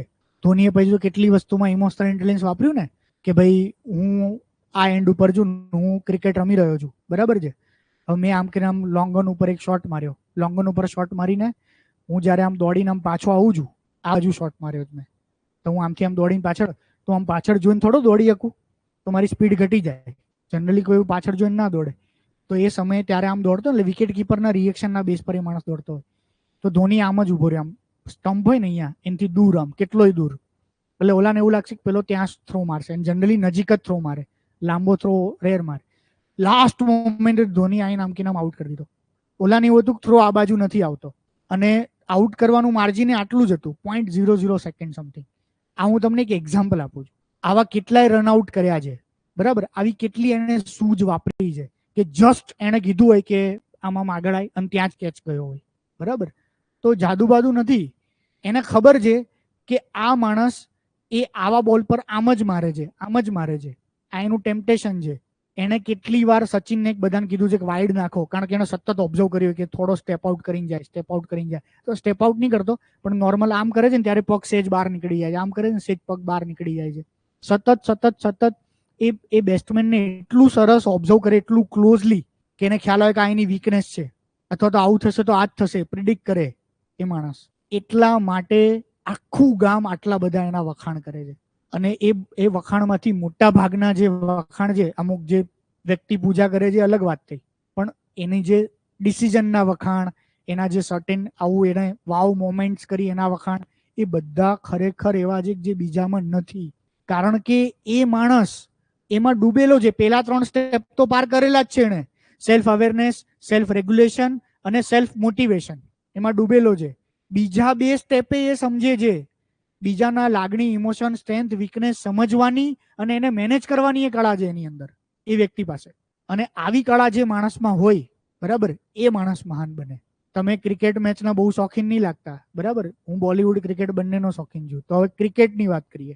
ટેસ્ટ મેચ હોય ને, એ ટેસ્ટ મેચમાં જ્યારે બોલર આમ કોઈની એજ વાગીને પેલી બીજી સ્લીપમાં કેચ જાય ને, એ જોતા એવું લાગે ઓકે કેચ ગયો, પણ એને આગલી 5, 10, 15 ઓવરથી સેટઅપ કર્યો હોય બેટ્સમેનને. કારણ કે ટેસ્ટ મેચ તો લાંબી હોય, 30 ઓવરથી આખા સેશન પત્યા વિકેટ જ નહીં જતી. વિકેટ જ ના જાય એટલે ફરતી પાછા ઓલા ફાસ્ટ બોલરને લાવે છે, થોડો સ્વિંગ કરે, તો એને સેટઅપ કરે મતલબ એક જ એક્યુરેસી સાથે એક જ જગ્યાએ દડાણ ટપ્પી પડે આમ નીકળે, દડાણ ટપ્પી પડે આમ નીકળે, દડાણ ટપ્પી પડે આમ નીકળે, એક જ એક્યુરેસી સાથે કન્ટિન્યુઅસ. એટલે પેલાનો પગ ને ફૂટવર્ક સેટઅપ થઈ જાય. એક દડો જે અંદર આવે ઇન સ્વિંગ કરે એટલે કાં તો પ્લમ્બ એલબી થાય અને કાં તો બોલ્ડ થઈ જાય. તો આ બીજાના માણસના ઇમોશનને સમજવાના અને રેગ્યુલેટ કરવાના. સેમ આર્મી મને ડિટેલ અનુભવ નહીં ખબર, પણ મેં વાંચ્યું છે એ મુજબ એમ કે આર્મીમાં શું કરે, સામેવાળા દુશ્મન જે છે એ દુશ્મનની, આપણે આ ચેસની જેવું થયું ને કે મારું આ પગલું હશે, સામેવાળાનું શું પગલું હશે, તો કે આ હશે, આ પગલું હશે તો કે પછી મારું આ હશે. તો ઘણીવાર ચેસની ગેમની અંદર એવા કોઈ સ્ટેપ લેવાના હોય કે જે સ્ટેપમાં આપણું કંઈક નાનું મોટું મરતું હોય, એટલે પેલાનું આખું ફોકસ એ બાજુ જાય અને એમ લાગે ઓકે જો આનું આ ઊંટ કે હાથી મરે છે, પણ બીજી બાજુ એનો બીજો એવો મોરચો તૈયાર હોય કે જેમાં સીધું ચેકમેટ જ થઈ જતું હોય, જે ખબર જ ના હોય. તો બીજાના ઇમોશનને સમજ્યા અને મેનેજ કર્યા ક્યાંક કોઈક રીતે. તો ક્રિકેટ, બીજી સ્પોર્ટ્સ, ટેનિસ બેનિસ તમે જો તેમાં એવું જ હોય, બરાબર, કે લાંબી મેચ રમે ને તો પેલાને એક જ બાજુ ટેવ પાડે, પછી અચાનક એક સોફ્ટ હેન્ડેડ શોટ રમી લે, અચાનક એક બીજો શોટ રમી લે, બરાબર. તો ક્રિકેટ, પોલિટિક્સ કે બીજું, ત્રીજું, ચોથું, પાંચમું જેટલા પણ ફિલ્ડ્સ હોય એ બધામાં મેનેજ કરે છે. બધા ડાયરેક્ટર મહાન જ છે. રાજામૌલી ડાયરેક્શનમાં તો મહાન છે. રાજામૌલી સિવાય બીજા કેટલાય ડાયરેક્ટરો છે કે જેને VFX યુઝ કરતા આવડે છે, જેને બીજા નાના મોટા ડાયરેક્શનની ટેકનિક આવડે છે. તો એ પહેલા 3 સ્ટેજ એને પાર કર્યા છે કે ડાયરેક્શન, સ્કિલ, કળા એમાં કિંગ છે. પણ બીજા 2 સ્ટેપ લોકોને શું જોઈએ છે, લોકોની શું લાગણી, ઇમોશન છે, એને કેમ મેનેજ કરવાની, એ રાજામૌલી જેવા 5-25 જણાને ખબર હોય. એટલે જોરદાર ગ્રેટ પિક્ચર બનાવે કે લોકોની નસ પકડે, કે લોકોને આ જ જોઈએ છે, એના ઇમોશન સમજે, એ ઇમોશનને મેનેજ કરે, લોકોના ઇમોશનને. તો આ બીજા 2 ફેક્ટર આપણે કેવી રીતે લાગુ પડે તમને, તો આપણા માટે અત્યારે ઓપોઝિશન છે, સમાજ, દુનિયા અને બધા ફેમિલી રિલેટિવ્સ, પણ આપણે એમાં અત્યારે પડવાની જરૂર નથી. એના ઇમોશન સમજવાના નહીં, મેનેજ નહીં કરવાના, બરાબર ને. એ ઓટોમેટિક મેનેજ થઈ જશે, રિઝલ્ટ આવશે ને ત્યારે, બરાબર. મેનેજ નહીં થઈ જશે, બદલાઈ જશે બધાના ઇમોશન, લાગણીઓ, બધી વસ્તુઓ. તો આપણે એ ચિંતા કરવાની જરૂર નથી. અને એ ફેક્ટર તો ગર્લ્સને ખાસ જોવા મળશે, બરાબર. ગર્લ્સને ખાસ કેવી રીતે જોવા મળશે કે રિલેટિવ સગાવાલા આવશે ને, બેન શું કરે છે એમ, તો કે જીપીએસસી તૈયારી કરે. અરે સીસી આવે છે ને એ તૈયારી કરાય, એ તો હમણાં આમ કરાય આમ કરાય. એ કાકાને કઈ કશી ખબર ના પડતી હોય એક વસ્તુની, પણ તો 500 જણા આઈને સલાહ સૂચન આપી જાય, આમ કરાય ને આમ ના કરાય, એનું ફિલ્ડ તો આ છે ને આ ફિલ્ડમાં કરાય, એનું તો આઈટી ટેકનોલોજી વાળું છે તો કે એઆઈ તો અત્યારે બહુ આવે છે, એઆઈ કરાય, બધી સલાહ આપે, બધી સલાહ, બરાબર. પછી જેવું રિઝલ્ટ આવે એટલે એ જ કાકો આવે તો કે તાર કાકી આખો દી નવરા હોય છે, એને કંઈક કે ને એ શું કરીએ કે હવે એમ, કાકી આટું હવે સલાહ લેવા આવશે, એને છોકરા છોકરી આટું સલાહ, બીજા જ દિવસે તરત વક્ત બદલ ગયા, જજ્બાત બદલ ગયા. તો બીજાના ઇમોશન મેનેજ કરવાની આપણે જરૂર નથી. આપણે ખાલી એટલું વિચારવાનું છે કે આપણું ઓપોઝિશન અત્યારે શું છે, એક્ઝામને સમજવાની, જૂની એક્ઝામના ક્વેશ્ચન પેપરના એનાલિસિસ કરવાના, સિલેબસને સમજવાનો, એક્ઝામની અંદર શું થઈ શકે. તો આપણું જે જીપીએસસી મેન્સના પેપરનું એનાલિસિસ કર્યું, એ પેપર પહેલા મેં 3-4 લેક્ચર લીધા હતા, બરાબર. ફાઉન્ડેશન બેચ વાળા મારા જૂના સ્ટુડન્ટો એને મેં જે વાત કરી હતી એ જ એંગલ પર એવા જ ક્વેશ્ચન્સ આવ્યા. હું કહેતો હતો એથિક્સમાં એટલે એસએની અંદર મેં કીધું તું કોટેશન બેઝ આવશે, ફિલોસોફી બેઝ આવશે, આ આવશે તે આવશે. તો હું 5-7 વર્ષથી આ ફિલ્ડમાં છું અને હું બહાર જ નહીં નીકળ્યો, હું હજી એનાલિસિસ કર્યા કરું છું. તો હું એક પ્રિડિક્શન કરી શકું છું. તો તમારે જો એક્ઝામ આપવાની હોય તો તમારે પ્રોપર એ જે એક્ઝામ છે એનું એક એક માઇક્રો લેવલનું એનાલિસિસ કરવાનું છે. માઇક્રો લેવલ મતલબ એક એક સબ્જેક્ટ, એક એક ટોપિક. આપણે ખાલી મેન્સનું એનાલિસિસ ના કર્યું કે મેન્સમાં આમ કરાય ને આમ કરાય. આપણે 6 સબ્જેક્ટનું કર્યું, એમાં GS2 નું કર્યું, એમાં એથિક્સનું એનાલિસિસ કર્યું, અને એમાં એથિક્સના ટોપિકનું કર્યું કે એટીટ્યુડમાંથી કેવા સવાલ પૂછાય છે. આને માઇક્રો લેવલનું એનાલિસિસ કહેવાય. તો તમારે ઓવરઓલ પ્રિલિમ્સનું તો એનાલિસિસ કરવાનું જ છે, syllabus wise, previous question wise. એ સિલેબસમાંથી તમારે પોલિટીનું એનાલિસિસ કરો, જ્યોગ્રાફીનું એનાલિસિસ કરો, પોલિટી જ્યોગ્રાફીમાં પાછા ટોપિકનું એનાલિસિસ કરો. તો તમે તમારું ઓપોનન્ટ જે એક્ઝામ છે એ એક્ઝામને સમજો. જેટલું વધારે તમે એક્ઝામને સમજશો, બરાબર, એટલું વધારે સારી રીતે તમે પ્રિપેરેશન કરી શકશો. તો પહેલા 3 સ્ટેપ સેલ્ફ એક્સેલન્સી ઈઝી થઈ જશે. તમને ખ્યાલ આવી જશે કે મારે કેટલું વાંચવાનું છે, શું કરવાનું છે, આ વસ્તુ ક્લિયર. તો જે બીજા 2 પોઈન્ટ છે એને ઇમોશનલ ઇન્ટેલિજન્સની ડેફિનેશનમાં શું કહેવાય, તો ઇમોશનલ ઇન્ટેલિજન્સમાં 5 આસ્પેક્ટ આવે. પહેલો આસ્પેક્ટ સેલ્ફ અવેરનેસ, બીજો આસ્પેક્ટ સેલ્ફ રેગ્યુલેશન, ત્રીજો આસ્પેક્ટ સેલ્ફ મોટિવેશન, ચોથો આસ્પેક્ટ એમ્પેથી, કીધું ને બીજાની લાગણીઓને સમજવી, વાત કરીને આપણે. અને 5મો આસ્પેક્ટ સોશિયલ સ્કિલ્સ, કે બીજાની લાગણીઓને મેનેજ કરવાની સોશિયલ. તો આ 5 આસ્પેક્ટ એ ડેનિયલ ગોલમેન દ્વારા 1990માં આપવામાં આવ્યા હતા. એણે ભાવનાત્મક બુદ્ધિમત્તાને આવી રીતે સમજાવી હતી. અને ભાવનાત્મક બુદ્ધિમત્તાના 5 કોમ્પોનેન્ટ કીધા હતા. 5 component: self awareness, self regulation, self motivation, empathy and social skills. પહેલા 3 આસ્પેક્ટ એ સેલ્ફ પૂરતા છે, વ્યક્તિ પૂરતા છે. બીજા 2 એ આઉટવર્ડ છે, પહેલા 3 ઇનવર્ડ છે, બીજા 2 આઉટવર્ડ છે. આઉટવર્ડ એટલે પોતાની આજુબાજુના લોકો હોય કે પછી પોતાનું ફિલ્ડ છે. હવે સિવિલ સર્વન્ટ માટે પહેલા 3 ક્યાં લાગુ પડે? લોજિકલી હવે તમે સમજી ગયા. સિવિલ સર્વન્ટના જે કાર્યો જે છે એ મુજબ એને પોતાની સ્ટ્રેન્થ વીકનેસ ખબર હોવી જોઈએ, એની સેલ્ફ રિયલાઇઝેશન હોવું જોઈએ, સેલ્ફ અવેરનેસ હોવી જોઈએ.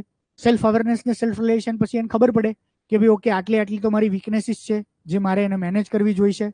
એ સેલ્ફ રેગ્યુલેટ કરવો જોઈએ એ વસ્તુઓને. એને ખબર જ છે કે ભાઈ સિવિલ સર્વિસની અંદર શું હોય, તો કે હું ગરીબીમાંથી આવું છું તો સિવિલ સર્વિસની અંદર ફાઇનાન્શિયલ ટેમ્પટેશન હોય, તો કે ફાઇનાન્શિયલ ટેમ્પટેશન મારે ક્યાંકથી રેગ્યુલેટ કરવું પડશે કોઈ પણ રીતે, બરાબર. સિવિલ સર્વિસની અંદર પૈસા, પાવર ને મોહ આવે ખતરનાક, તો એ માણસ પોતે ડાઉન ટુ અર્થ રહેવા માટે પોતાની જાતને મહેનત કરવી પડશે. સિવિલ સર્વિસની અંદર બીજા માણસના ઇમોશનને સમજવા પડે, તો કે બોસ મારામાં એમ્પેથી વાળી સ્કિલ તો છે જ નહીં, તો એમ્પેથી વાળી સ્કિલ મારે ડેવલપ કરવી પડશે. ઓનેસ્ટી વાળી સ્કિલ છે જ નહીં જે ડેવલપ કરવી પડશે. તો આ હું જ્યારે પ્રિપરેશન કરતો ને આ યુપીએસસી વાળી 3-4 વર્ષ, તો આ બધું જે 4-5 વીકનેસ હતી એ તો ખબર હતી, પણ એ સિવાય પછી માણસ એકલો હોય ઘરમાં જો તો પછી હજારો વિચારો ચાલ્યા કરે ને. તો 3 વર્ષ દરમિયાન હું બહુ જ આઈડિયાલિસ્ટિક થઈ ગયો હતો, બહુ જ એટલે સખત આઈડિયાલિસ્ટિક, કે જીવનમાં તો ખોટું ના બોલવું જોઈએ, ક્યારેય સાચું જ બોલવું જોઈએ, આ નહીં કરવાનું, બધી જેવી ભયંકર વસ્તુ. એમાં પેલા બ્રહ્મચર્ય વાળા ખતરનાક કન્સેપ્ટો મગજમાં આવી ગયા હતા એમ, કે આ કારણ જે નથી, પણ આ તો વાત કરું છું, હતા નહીં અને નથી. તો એ જે ઓનેસ્ટી વાળી વસ્તુઓ છે ને એ એટલી જોરદાર આવી ગઈ હતી મારી અંદર કે પછી બહુ પ્રોબ્લેમ્સ હતા. બહુ પ્રોબ્લેમ્સ એટલે કે હું એવું વિચારું કે મારા મમ્મીને મારે સાચું જ કહેવાનું, હું શું કામ ખોટું, પણ એની લાગણી ઇમોશન હર્ટ થતા હોય. બધી વસ્તુ નાખી ના હોય. જેમ કે હું ક્યારેક ઓકેઝનલ ડ્રિંક કરીને ઘરે આવતો તો મમ્મી કે આજ પીને આવે, મેં કીધું હા. પછી એને દુઃખ થાય. દુઃખ એટલે કે આ શું કરશે, ખોટું થશે, હેરાન થશે, તબિયત આ તે. પણ મને હું શું કામ ખોટું બોલું, અથવા તો એનથી ને આગળ હું તો દોઢો થઈ ગયો હતો. સાંજે નીકળું તોય કઈ નીકળું. આ ઓનેસ્ટી વાળા જે પણ કઈ કન્સેપ્ટ છે એ એનો ફાયદો થયો. અને રીઝનલી એ મેં પ્રોસેસ કરી હતી 3 વર્ષની પ્રિપરેશનમાં. હું નાની નાની વસ્તુમાં ખોટું બોલતો હતો. એટલે એ જે આપણે બોલતા હશું, કેવી નાની વસ્તુ, હું ઘરે બેઠો છું ને એક ભાઈબંધ દર વખતે બોલાવે છે, મને જવું નહીં એની પાસે, તો હું ફોન ઉપાડીને હું એને શું કહું, બે યાર મહેમાન ઘરે બેઠા છે, સમજ્યા ને, મારે નહીં જવું, ફોર એક્ઝામ્પલ. પછી આવું સેમ જે પણ એવું વસ્તુ હોય કે જેમાં હું બ્લન્ટલી ના પાડી શકતો હોય, અને નાનીકડી છુલ્લક અર્થ વગરની વસ્તુમાં ખોટું બોલવાની જરૂર જ નથી, હું એ બધી વસ્તુમાં ખોટું બોલતો કારણ વગર એમ. પછી મેં એવું નક્કી કર્યું બસ હવે ખોટું નહીં બોલવાનું કોઈ પણ વસ્તુ. તો એ ધીમે ધીમે મેં સ્વભાવ કે અપ્રોચમાં લાવી દીધું હતું. બરાબર. આનો ફાયદો ઇન્ટરવ્યુમાં થયો. 2014 વાળું જે ઇન્ટરવ્યુ હતું એ ઇન્ટરવ્યુ અંદર મારી 10-12 મેં વાત કરી હતી, મેં બહુ બધી હોબી લખી હતી 10-12. One of the hobby is diary writing, જે હું લખતો હતો એ સમયે ડાયરી. તો મને કે okay Chirag, so you do you write diaries? મેં કીધું હા સર. તો કે શું લખો તમે એમ? મેં કીધું સર સ્કૂલ કોલેજ દરમિયાન તો હું સર બેઝિક વસ્તુ લખતો એમ કે 12 તારીખ ઉઠ્યો, આ ટીચરે માર્યું, આ ટીચરે આમ કર્યું, પેલા ગાડી નવા કાઢ નાખી, આ મસ્તી કરી, ના કર્યું, જે બી કંઈ બેઝિક. મેં કીધું પછી કોલેજમાં હું સર આવ્યો તો હું મારા ડ્રીમ ગોલ્સ લખતો મારી ડાયરીમાં. પછી મેં સર અત્યારે યુપીએસસીની પ્રિપરેશન છેલ્લી હતી ને એ દરમિયાન મેં સર લાસ્ટ હું મારી સ્ટ્રેન્થ વીકનેસ લખતો એમ કે ભાઈ આ મારી વીકનેસ છે. મારા ગોલ્સ લખતો રીડિંગના અને સ્ટ્રેન્થ વીકનેસ લખતો. તો મને કે okay so Chirag, what are your weakness? તો મેં મારી વીકનેસ કહી દીધી કે સર હું ખોટું બહુ બોલું છું. તો એને ઓનેસ્ટ લાગ્યું અને એને કોઈ ફર્ધર ક્વેશ્ચન ના પૂછ્યું અને એની કોઈ નેગેટિવ ઇમ્પેક્ટ ના પડી. ખ્યાલ ઓનેસ્ટી ઓલવેઝ ટચ કરે, પણ એ કન્વિન્સિંગ લાગવી જોઈએ એ વાત સામેવાળા માણસને. અને હું એટલો ઓનેસ્ટ બની ગયો તો હું આ બધી વસ્તુ બ્લન્ટ બોલતો બધા સામે, સુગર કોટેડ વર્ડ્સમાં નહીં, નોર્મલ બ્લન્ટ વર્ડ્સમાં. તો જે સેલ્ફ અવેરનેસ, સેલ્ફ મોટિવેશન, મતલબ સેલ્ફ અવેરનેસ, સેલ્ફ રિયલાઇઝેશન અને સેલ્ફ મોટિવેશન, આ જે 3 મેજર આસ્પેક્ટ છે, આ 3 મેજર આસ્પેક્ટ ઉપર જે માણસ કામ કરે એ માણસ પોતાની રીતે 100% પરફેક્ટ બની જાય. પણ એ માણસને બીજાના લાગણી, બીજાના ઇમોશન મેનેજ કરતા આવડવું જોઈએ, તો એ ટોપ મોસ્ટ પર પડે. તો સિવિલ સર્વન્ટની લાઈફમાં આ 3 આસ્પેક્ટ ક્યાં લાગુ પડે? તો સિવિલ સર્વન્ટને ખબર હોવી જોઈએ કે હવે હું આ પોઝિશન પર છું, હું આઈપીએસ છું, હું પોલીસ વાળો છું, હું આ છું, હું આ છું અને આ જે મારી વીકનેસીસ છે, બરાબર, એ એને સેલ્ફ રિયલાઇઝ થવી જોઈએ કે ભાઈ મારી પર્સનલ લાઈફમાં કઈ પ્રોબ્લેમ છે તો હું તો ઓફિસ આવીને સ્ટાફ પર ગુસ્સો કરું છું, તો એ વીકનેસ થઈ. બરાબર. સિવિલ સર્વન્ટને ડ્રિંક કરવાની ના નથી, એક્ઝામ્પલ આપું છું, પણ એ ઓવર ડ્રિંક કરતો હોય જે એની વીકનેસ છે, તો એને ખબર હોય છે કે આ તો મારે કંટ્રોલ કરવી પડશે. ફોર એક્ઝામ્પલ, ડ્યુટીના ટાઈમમાં ડ્રિંક ના કરાય, બરાબર, મારે અવેર રહેવાનું 24/7, તો મારે એવું ડ્રિંક ના કરાય જેથી હું અનકોન્શિયસ હોઉં, ફોર એક્ઝામ્પલ. પછી જે પણ બીજી કોઈ એની જેટલી વીકનેસીસ હોય, આ બધી જ વસ્તુ. એમ્પેથી એટલે બીજાના લાગણીના ઇમોશનને એવું સમજવા. તો જો કોઈ માણસની વીકનેસ હોય એ ના સમજી શકતું હોય, બરાબર, તો એને પછી એમ્પેથી એનામાં ઇનકેલ્ક્યુલેટ કરવી પડે. ઇનકેલ્ક્યુલેટ ક્યારે કરી શકાય? ઇનકેલ્ક્યુલેટ એવી રીતે કરી શકાય કે ભાઈ એ માણસે સ્પેસિફિકલી પ્રેક્ટિસ કરવાની. ધારો કે કોઈ માણસ જ્યારે આવે છે, ફરિયાદ લઈને આવે છે, અરજદાર એની પાસે, તો એ અરજદારનો ખાલી અવાજ ને વોઇસ, એની વાત નહીં સાંભળવાની, એનો વોઇસ, એનો ટોન, એના કપડાં, એની કન્ડિશન, એની સિચ્યુએશન, એના હાથ પગના ટ્રેમર, એનો વોઇસની અંદરનો ટ્રેમર, આ બધી વસ્તુ એ શું થાય? અનસેડ થિંગ્સ થઈ. એક તો સેડ થિંગ્સ થઈ, બીજી અનસેડ થિંગ્સ થઈ. આ બધી વસ્તુ પરથી એને જજ કરવાનું હોય કે ખરેખર આ માણસ કેટલો નીડી છે, ખરેખર આ માણસ કેટલો જરૂરિયાતમંદ વાળો છે. એમનામાં જ ખ્યાલ આવી જાય એ માણસના કયો ફોન રાખે છે, કઈ ઘડિયાળ પહેરે છે, કેટલા કપડાં પહેર્યા છે, કેવી બધી વસ્તુઓ પહેરી છે, એના અવાજની અંદર શું ટોન છે. સેમ પોલીસને ત્યાં કોઈ મહિલા ફરિયાદ કરવા આવે છે, તો એ જે મહિલા ફરિયાદ કરવા આવે છે, તો મહિલા જે બોલે છે એ સિવાય એ બધી વસ્તુ શું એના હાવભાવ, એક્સપ્રેશન, એના વોઇસ, એના ટોન, એના એક્સપ્રેશન એની સાથે મેચ થઈ રહી છે? આ બધી જ વસ્તુઓ 2 રીતે મેચ થાય.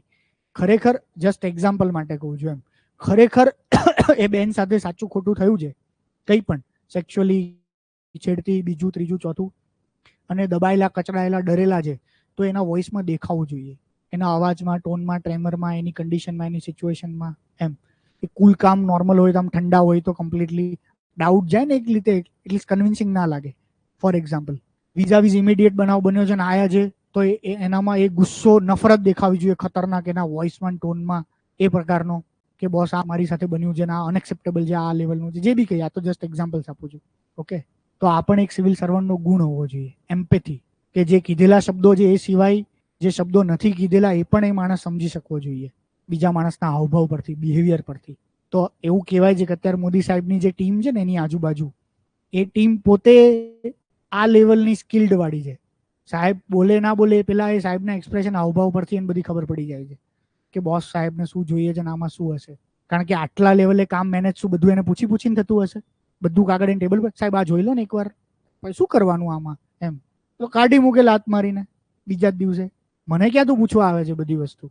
આ સેમ વસ્તુ એ સિવિલ સર્વન્ટને અમુક સેલ્ફ રિયલાઇઝેશન હોવું જોઈએ, સેલ્ફ અવેરનેસ હોવી જોઈએ કે મારી સ્ટ્રેન્થ વીકનેસ કઈ છે. એ સિવિલ સર્વન્ટ એના ઉપર વર્ક કરે, એ બધી જ વસ્તુ પર પોતાની જાતને સેલ્ફ રેગ્યુલેટ કરે. એ સેલ્ફ મોટિવેટેડ હોવો જોઈએ કે ભાઈ આ મારી જવાબદારી છે, આ મારી રિસ્પોન્સિબિલિટીઝ છે. એના માટે દિવસ 24 કલાક 365 દિવસ પોતાની પર્સનલ લાઈફ સેક્રિફાઈસ કરવા, પોતાનો સમય સેક્રિફાઈસ કરવા, પોતાની ઊંઘ આરામ સેક્રિફાઈસ કરવા માટે તૈયાર પ્રિપેર્ડ હોય, તો જ સિવિલ સર્વન્ટ પોતાનું બેસ્ટ પરફોર્મન્સ, બેસ્ટ કામ કરી શકે. અને જેટલી પણ વસ્તુઓ છે, honesty, integrity, responsibility, accountability, non partisanship, neutrality, આ બધી જ વસ્તુઓ ભણવાથી તો થોડી આવશે. આ બધી વસ્તુ, આ જે પહેલા 3 ફેક્ટર હશે ત્યારે જ એની અંદર ઇન્કેલ્ક્યુલેટ થશે, બાકી તો કોઈ દિવસ ના થાય બીજી વસ્તુઓ. ઓકે, નેક્સ્ટ, સિવિલ સર્વન્ટ એકલો તો છે નહીં કે પોતે ગ્રેટ હશે ને પોતે આઈઆઈટી પાસ આઉટ હશે તો જોરદાર ડીએમ હશે, આઈઆઈટી કે આઈએમ પાસ આઉટ હશે જોરદાર એસપી બનશે. કારણ કે એનો તો કામ કઢાવવું છે નીચેવાળા માણસ પાસે. એસપી ગમે એટલો જોરદાર હોય પણ એના બધા પોલીસ સ્ટેશન ને એનો આજુબાજુનો સ્ટાફ ખૂંખાર ખતરનાક પેલો કાટ ખાઈ ગયેલો હોય તો કામ કઢાવવાનું છે બધા લોકો પાસે. તો બીજી બે સ્કિલ સિવિલ સર્વન્ટમાં એનથી નહીં મોસ્ટ ઇમ્પોર્ટન્ટ છે, ઇક્વલી ઇમ્પોર્ટન્ટ. બીજાના ઇમોશન સમજવા અને મેનેજ કરવા. એમ્પેથી બે રીતે લાગુ પડે. એમ્પેથી પહેલી એક રીતે લાગુ પડે કે જેટલા અરજદારો છે, જેટલા લોકો છે, એ લોકોની ઇમોશન, સ્ટ્રેન્થ, વીકનેસ સમજવી. એટ ધી સેમ ટાઈમ એનો જે સ્ટાફ છે, એની જે આખી ફોર્સ છે, કેડર છે, એ બધાને સમજવા. આર્મીનો જે સેનાપતિ છે એ થોડો વોર જીતે છે, એ તો લડવાવાળા સૈનિકો જીતે છે. લડવાવાળા સૈનિકોની અંદર જ ના હોય તો એટલે પછી પેલા બાહુબલીને જઈને કેવું પડે છે ક્યાં હે મૃત્યુ. ખબર છે બાહુબલીમાં હારવા આયા હતા પેલા લોકોએ પેલું આખું શું હતું, ત્રિશુલ યોજના કે એવું કંઈક નામ આપ્યું હતું ને, તો ત્રિશુલ યોજનામાં ત્રિશુલ તૂટી ગયું, ખ્યાલ છે? પેલા બધા ખૂંખાર કાળે હોય તોડ નાખ્યું, તો ત્રિશુલ તૂટી ગયું, તો અલ્ટિમેટલી બધા પછી ભાગવા માંડ્યા મૃત્યુ મૃત્યુ મૃત્યુ કરીને. એટલે ઓલો જો કાલકેયને મારવાની તૈયારીમાં જ હતો, પણ એનાથી ઉભો રહેવા થોડી વાર પછી મારીશ, પાછો આવ્યો આ બધાને મોટિવેટ કરવા. તો લીડર એને કહેવાય કે એના એકલાથી થોડું જ વોર જીતાતું હતું બાહુબલીથી, એના ઓલા સૈનિકોથી વોર જીતાતું હતું. સૈનિકોને મોટિવેટેડ કરવા જોઈએ. તો એસપી, ડીએમ, પીએમ કોઈ પણ સિવિલ સર્વન્ટ છે એ ગમે એટલો ગ્રેટેસ્ટ સ્કિલફુલ હોય, ગમે એટલો સેલ્ફ મોટિવેટેડ હોય, ગમે એટલો 100% ઓનેસ્ટ હોય, બધા જ સિવિલ સર્વિસના ગુણો એનામાં ઠાસીને ભર્યા છે, તોય એનું એડમિનિસ્ટ્રેશન કે ડિસ્ટ્રિક્ટ બેઝ થોડું ચાલે. એની જે ટીમ જે છે એની ટીમ જોરદાર હોય છે. ટીમ ક્યારે જોરદાર હોય? જ્યારે ટીમને સમજે ત્યારે ને. એની ટીમની સ્ટ્રેન્થ વીકનેસ ખબર હોવી જોઈએ, એની ટીમ પ્રત્યે પ્રોપર એમ્પેથેટિક હોવો જોઈએ, ત્યારે થાય. તો એપીજે અબ્દુલ કલામ જ્યારે એક જોરદાર મોટો મિસાઇલ પ્રોજેક્ટ કરતા હતા, જે બહુ ડ્યુલેટ ટાઈમલાઈનમાં પૂરો કરવાનો, થોડા દિવસ જ બાકી હતા. બધા લોકો એ મિસાઇલ પ્રોજેક્ટ પર 4-6 મહિનાથી રજા બજા લીધા વગર ખતરનાક કામ કરતા. એક સાયન્ટિસ્ટે આવીને એવું કીધું કે સાહેબ આવતા રવિવારે કે મને અડધા દિવસની રજા આપજો ને એમ. તો કે અમારા ઘરની બાજુ મેળો લાગ્યો છે અને મારો છોકરો ક્યારનો જીદ કરે છે કે પપ્પા મેળામાં લઈ જાઓ એમ. તો અબ્દુલ કલામ સાહેબ કે ઠીક છે રજા લઈ લેજે, બરાબર. એ રવિવાર આવ્યો ને મોડું થઈ ગયું, પેલો કામ બામમાં ભૂલી ગયો એટલે બિચારાને પાર્ટી 8-9 વાગે બૈરું ખીજાય ઘરે જઈને ખતરનાક, બરાબર. તો ફાસ્ટ ઘરે તાડું એને એમ કે જતી રહી હશે બૈરા બચ્ચા છોકરાને લઈને એમ. થોડી વાર રાહ જોઈ તો અબ્દુલ કલામ સાહેબ આયા. એને છોકરાને બૈરાને બીજા સ્ટાફ વાળા માણસો હતા 1-2 જણા. તો કે હું 5-6 વાગે આવ્યો, મેં જોતો હતો તું કામ કરે છે, એટલે હું સાહેબ એના ઘરે ગયા, એને બૈરા છોકરાને લઈ ગયા ત્યાં મેળામાં. તો એના જે સ્ટાફ જે છે એના ઇમોશન, લાગણીને સમજવા, મેનેજ કર્યા. સ્ટોરી સાચી ખોટી I don't know, greatest example છે. એ એક્ઝામ્પલ છે કે એની જે ટીમ જે છે, એનો જે સ્ટાફ છે, એ સ્ટાફ અને ટીમને એને મેનેજ કરી. હવે પેલું કૃષ્ણા ડાયમંડ, સૌજીભાઈ ધોળાકિયા ને બધું નહીં ખબર છે, તો એનું હજારો સ્ટ્રેટેજી, પણ એની એક સ્ટ્રેટેજી ખાલી વાત કરું સૌજીભાઈ ધોળકિયા ત્યાં જેટલા માણસો કામ કરે છે ને એ બધા માણસો વર્ષોથી એને ત્યાં કામ કરે છે, વર્ષોથી સેટ છે, એસ્ટાબ્લિશ છે. એટલા માટે એને ઓટો મોડમાં ચાલે છે, એની જરૂરત નહીં પડતી. કારીગરો જે મેનેજરો ઓટો મોડમાં, જે સિનિયર માણસ એ બધા ઓટો મોડમાં કામ ચાલે છે. તો ઓટો મોડમાં કામ ચાલે એનું કારણ શું? તો એ મેનેજરને કામ જે કરે છે ને એને ખુશ કરવા માટે ખબર છે ને ગાડીઓ આપે છે, ખબર છે એક સાથે બહુ બધી ગાડીઓ આપે છે. આ સાંભળ્યું? દિવાળીએ 500-900 કાર, પછી 2000 કે 5000 બાઈકો. તો કાર કે બાઈકો મફત થોડી આપે છે, લોન પર આપે છે. સમજ્યા? લોન પર એટલે 9-10 લાખની કાર હોય, ટાટા વાળા જોડે નેગોશિએટ કરે, 9-10 લાખની કાર નોર્મલ માણસને 1-1.5 લાખનું બોનસ કે ડિસ્કાઉન્ટ આપે. એને તો કેટલું આપે જ્યારે 500 કાર લે, 200 કાર લે તો કાર ખતરનાક સસ્તામાં પડી. તો ઓલા એમ્પ્લોયને ખબર છે કે બોસ હું નોર્મલ કાર લઈશ 10 લાખની પડશે, સાહેબ કાર પરચેસ કરે 7ની જ પડે છે. ઈ કાર લેશે તો 7નું વ્યાજ ભરવું પડે. 7નું વ્યાજ એ ભરતો કપાવે ને 5 કે 7 વર્ષે, તો 7ની કાર એને પડી હોય, મતલબ નોર્મલ 10ની કાર છે, 10ની કાર એને પડે 15માં, આ કાર 7માં જ પડે છે. કોઈ વ્યાજ નહીં લેતા, પણ આવનારા 3 કે 5 વર્ષમાં કપાઈ જશે એના પગારમાંથી થોડું. પ્લસ એ કન્ટ્રીબ્યુશન કરતા હશે કે ભાઈ 5 જ કપાશે, 2 અમારા તરફથી હશે. તો આ તો 10ની કાર 5માં પડી, વ્યાજે નહીં, ધીમે ધીમે કપાય. સમજ્યા? તો એના માટે બે માટે વિન વિન સિચ્યુએશન થઈ, જોરદાર. આ ઇમોશનલ એંગલ નથી, આ તો આની કરતા ઇમોશનલ એંગલ. એ આ માણસોને ખુશ તો રાખે જ છે, માણસોને એના ઘરવાળાને ખુશ રાખે. કેવી રીતે?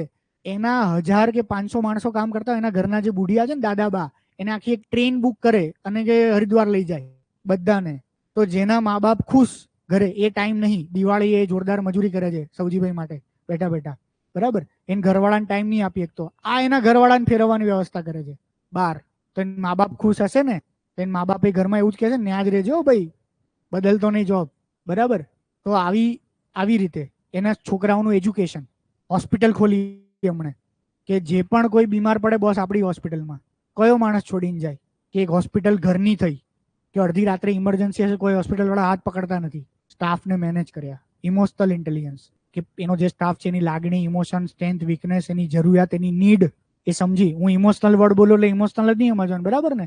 એની જરૂરિયાત, એની નીડ, પોઝિટિવ નેગેટિવ બધું સમજ્યું, એને મેનેજ કર્યું, પોઝિટિવલી મેનેજ કર્યું આ વસ્તુને. અબ્દુલ કલામ સાહેબનું જે એક્ઝામ્પલ છે એ જ થયું કે એના ટીમ વાળા જે છે, એના ટીમ વાળાની ઇમોશનલ, પોઝિટિવ, નેગેટિવ બધી સ્ટ્રેન્થ અને નીડને સમજી. ઓકે, તો આવા નાના મોટા તમને સિવિલ સર્વિસ ક્વેશ્ચન્સ પણ આવે. આમાં તો ના આવે, પણ ઇન્ટરવ્યુમાં પૂછે. અને એકાદ કેસ સ્ટડી આપણે પ્રિડિક્ટ કરીએ છીએ કે આ વર્ષે પૂછી લે. ફોર એક્ઝામ્પલ, તો કેસ સ્ટડી તમને મૂકે કે ભાઈ તમે કોઈ જિલ્લાના એસપી છો અને તમારી નીચે એક જુનિયર પોલીસ કર્મચારી કામ કરે છે. એ જુનિયર પોલીસ કર્મચારી ઓનેસ્ટ છે, નોન કરપ્ટ છે, પોતાના કામમાં 100% એફિશિયન્ટ છે, જે કામ છે સરસ રીતે જ કામ કરે છે, એની કામ બાબતની એસ જ કોઈ ફરિયાદો નથી. પણ એની એક ફરિયાદ આવે છે કે એ હમણાંથી ઓફિસમાં દારૂ પીને આવે છે, બરાબર? કોઈ જોડે કે અભદ્ર વર્તન કે એવું નહીં કરતો, નોર્મલ, પણ દારૂ પીના. તપાસ કરતા, જાણ કરતા ખબર પડી કે હમણાં રિસેન્ટલી જ એના વાઈફ સાથે છૂટાછેડા થયા હતા. તો વાઈફને બહુ મિસ કરતો હશે જબરજસ્ત, એટલે અંગત જીવનમાં કંઈક પ્રોબ્લેમ છે બિચારાને, એટલે દારૂ પીવાનું શરૂ કરી દીધું. પણ બાય હાર્ટ, નેચર વાઇઝ સારો છે, બધું સારું છે. એ તો ખોટું કહેવાય, ઓફિસમાં દારૂ પીને તો ના આવી શકે, એ બી પાછું પોલીસમાં, બરાબર? આવી સિચ્યુએશન ફરિયાદ તમારી પાસે આવે છે. હવે તમે શું કરો? પહેલો જ ઓપ્શન સીધું ડિસિપ્લિનરી એક્શન જ આવે, કારણ કે કોઈ પોલીસ વાળો ઓફિસમાં દારૂ પીને આવી જ ના શકે, સિવિલ સર્વિસના રૂલ્સમાં જ છે ડિસિપ્લિનરી એક્શન તમે લો, બરાબર? બીજું નજરઅંદાજ કરો, ભલે ને આવતો કામ તો કરે છે ને, શું વાંધો છે, નોન કરપ્ટ છે. ત્રીજું સમજાવટ શું કરો? આવા જસ્ટ આ તો મેં સિચ્યુએશન બનાવી તમારી સામે એમ. તો આ તમારી ટીમના ઇમોશન સમજવાના અને મેનેજ કરવાના. તમે કોઈ એક મલ્ટીનેશનલ અથવા તો કોઈ એક ગવર્મેન્ટના પીએસયુમાં મેનેજર છો, બહુ મોટા લેવલે, અને એ પીએસયુમાં એક પ્રોજેક્ટ એવો છે કે જે સરકારનો બહુ જ મોટો અને એમ્બિશિયસ પ્રોજેક્ટ છે, જેમાં બહુ મોટા લેવલે પીએમ સાહેબ કે સીએમ સાહેબ કે સિનિયર અધિકારીઓ ઇન્વોલ્વ છે, અને સરકાર માટે બહુ જ અતિ મહત્વનો એમ્બિશિયસ પ્રોજેક્ટ છે. એ એમ્બિશિયસ પ્રોજેક્ટ તમારી જે પીએસયુ કે જે ઓર્ગેનાઇઝેશન છે ને એને આપ્યો, અને તમારી લીડરશિપમાં, ધેટ મીન્સ આ તમારા કેરિયર માટે એક ગ્રેટેસ્ટ ઓપોર્ચ્યુનિટી છે કે તમે આ પ્રોજેક્ટ પૂરો કરો. તો એ પ્રોજેક્ટની અંદર પૂરું કરવા માટે તમારી પાસે જે ટીમ છે ને, એમાં તમને ખબર છે કે આ 2 જણા જોરદાર છે, કે આ 2 જણાને જો આ કામમાં લગાડે ને તો આ પ્રોજેક્ટ જે ઇમ્પોસિબલ જેવો છે, પણ જે ઇમ્પોસિબલ ટાઈમ ફ્રેમ વાળો પ્રોજેક્ટ એ ક્વોલિટી સાથે જોરદાર પ્રોસેસ છે. પણ એ બંનેને જોડે રહીને કામ કરવું પડે, પણ એ બંનેને ભળતું નથી એકબીજા જોડે, બરાબર. અને એ બંનેને ભળવાનું કારણ એવું છે કે એક જ ઓફિસર ક્વાર્ટરમાં રહી છે અને બાજુનું ઘર જઈને બંને વાઈફો દરરોજ બાંધે છે. બીજું તો પાછળથી એડ કર્યું, જસ્ટ એ બંનેને ભળતું નથી એમ. તો હવે શું કરો? ઇમોશનલ ઇન્ટેલિજન્સની વાત આવી ને, બીજાના લાગણી ઇમોશનને સમજવાના અને એને મેનેજ કરવાના. આને કહેવાય સોશિયલ સ્કિલ. હું જે લાસ્ટ વર્ડ છે સોશિયલ સ્કિલ, એટલે મોદી સાહેબમાં એ સોશિયલ સ્કિલ છે. બધા ગ્રેટેસ્ટ લીડર ને મહાન જે માણસો હોય ને એમાં સોશિયલ સ્કિલ હોય. સોશિયલ સ્કિલ એટલે પર્સનલાઇઝ ટચ. બધા વ્યક્તિઓ, નાનાથી માંડીને મોટા બધા વ્યક્તિઓ જોડે પર્સનલાઇઝ ટચ. બધા જ લોકો જોડે એને સારો વ્યવહાર હોય, સારું વર્તન હોય, ગુડવિલ ફેથ હોય, બધા જ. એ સોશિયલ સ્કિલ થઈ. મેં મારી અમુક સોશિયલ સ્કિલની કદાચ વાત કરી હતી, એટલી જોરદાર નહીં, પણ આ વાંચ્યા પછી ખબર પડી એમ કે હું સ્કૂલ કોલેજમાં એવું કરતો અને હજી એવી ટેવ છે. એ મારા સ્વભાવગત છે કે હું દિલ્હી જે જગ્યાએ રહેતો ને, દિલ્હીમાં ઘર ના મળે સારી જગ્યાએ. ઓફિસની નજીક તો સાવ ઘર ના મળે. ઓફિસની નજીક સાદું ઘર. સાદું એટલે કેવું ઘર ખબર છે? એક રૂમ રસોડું, એક રૂમ, પછી બાજુમાં બીજો નાનો રૂમ અને રસોડું, રો હાઉસ જેવું સીધું લાંબુ, અને ટચકા રૂમ. 1 BHK. એનું ભાડું હોય 1.5 લાખ. અનએક્સપેક્ટેડ લાગે ને તમને? અને એ બી બીજા ત્રીજા માળે હોય. લિફ્ટ હોય તો હજી વધારે પૈસા, નાનકડું. ઘરની પાછળ ઝાડવું હોય તો હજી વધારે પૈસા. એક્ઝામ્પલ, સારી કોલોની, સારી જગ્યાએ, ઓફિસ એરિયા એ આખો પોશ એરિયા હોય તો એની નજીક લેવું હોય તો. વર્સ્ટ ઘર, જેમાં તમને પગ મૂકવું ના ગમે, વર્સ્ટની વાત કરું છું, કે જેમાં તો હું જીવનમાં ના રહું. એટલે મને એમ થાય કે બોસ હું સર્વિસ છોડી દઈશ પણ આ ઘરમાં ના રહું એમ. એટલું વર્સ્ટ ઘર, કોલોની, સોસાયટી, એરિયા. એ વર્સ્ટ ઘર, કોલોની, સોસાયટી એરિયા 45,000 60,000, જેમાં કશું જ લેવાનું ના હોય, 4 માળ ચડીને જવાના હોય, આ લેવલનું. તો હું દિલ્હીમાં અમારી ઓફિસર ક્વાર્ટરની કોલોની જે હતી ને એ હતું JNU કેમ્પસની અંદર. Best area, posh area, Saket area કહેવાય. એ સાકેત એરિયામાં અમને ઓફિસરને 20-21 મહિના રહેવા માટે કે. એટલે મારો રહેવાનો પીરિયડ હોય 2017 ડિસેમ્બરથી માંડીને 19 મિડ સુધી, જુલાઈ 19 મિડ સુધી. હું એ પછી 4 વર્ષ ત્યાં રહ્યો. હું અહીંયા આવ્યો સપ્ટેમ્બર. 4 વર્ષ, નિયરલી ઇમ્પોસિબલ ટાસ્ક. કે કોઈ ઓફિસરને ક્યારે એવું હોય તો ઈમેલ કરવો પડે, ADG લેવલના પરમિશન આપે, બરાબર. ઓફિસર ક્વાર્ટર એટલે આખો હાઈ સિક્યોરિટી એરિયા થયો કે બહાર મોટો ગેટ હોય. બહાર મોટો ગેટ મતલબ 5 કિલોમીટર આગળ બહાર એક મોટો ગેટ હોય.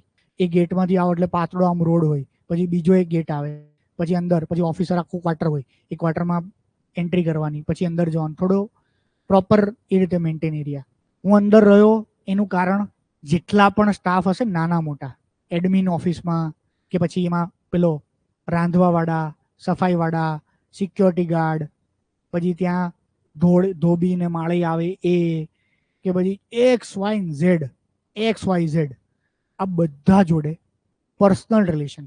બાકી કોઈ ઓફિસર કોઈનું નામ ના જાણતા હોય, બોલાવતાય ના હોય, હું બધાને જાણું પહેલેથી.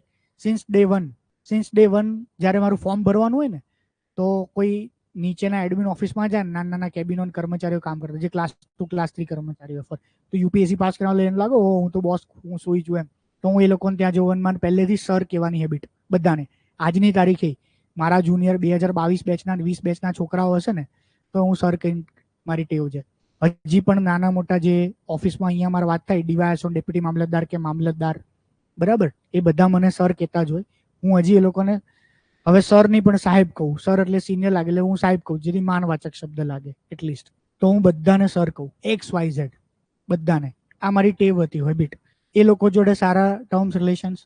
એટલે મેં મારી ઓફિસમાં બહુ જ ગુલ્લીઓ મારી, બહુ એટલે અઢળક, ભયંકર. એ અલગ વાત છે, એમાંથી કોઈ મોટિવેશન લેવાનું એક વાત નથી, એક પોઈન્ટ નથી, બરાબર. એ ઓન કેમેરા ના કહેવાય, તો કેસ થાય એવા બધા મેટરો છે.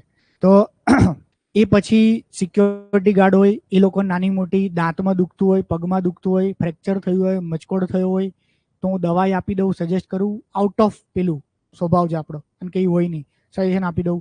અમદાવાદ મારા 5 ભાઈબંધો એની જોડે ફોનમાં વાત કરાવી દઉં. એમ્સમાં એક ફોન કરી દઉં, એમ્સમાં જે નાના મોટા ઓળખતા એને કહી દઉં તો એ લાઈન જઈને બિચારાને તરત પેલું કાઢી દે.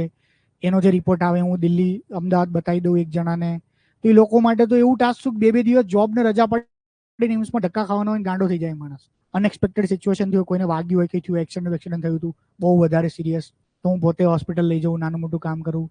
પ્લસ મારી બીજા આસ્પેક્ટ જોવે, ત્યાં જેટલા કૂતરા બિલાડા હોય એને હું ખવડાવું પીવડાવું, તો એ લોકોને જે ખાવા પીવાનું બિસ્કિટ આવે ને, એ બિસ્કિટ જ મારું મહિનાનું બિલ 20-25-30 હજાર થતું હોય. એ આ લોકોને દેખાય કે સાહેબ આટલા બધા કૂતરા બિલાડાને ખવડાવે છે, તો એ લોકો હવે ખવડાવે એ લોકો માટે.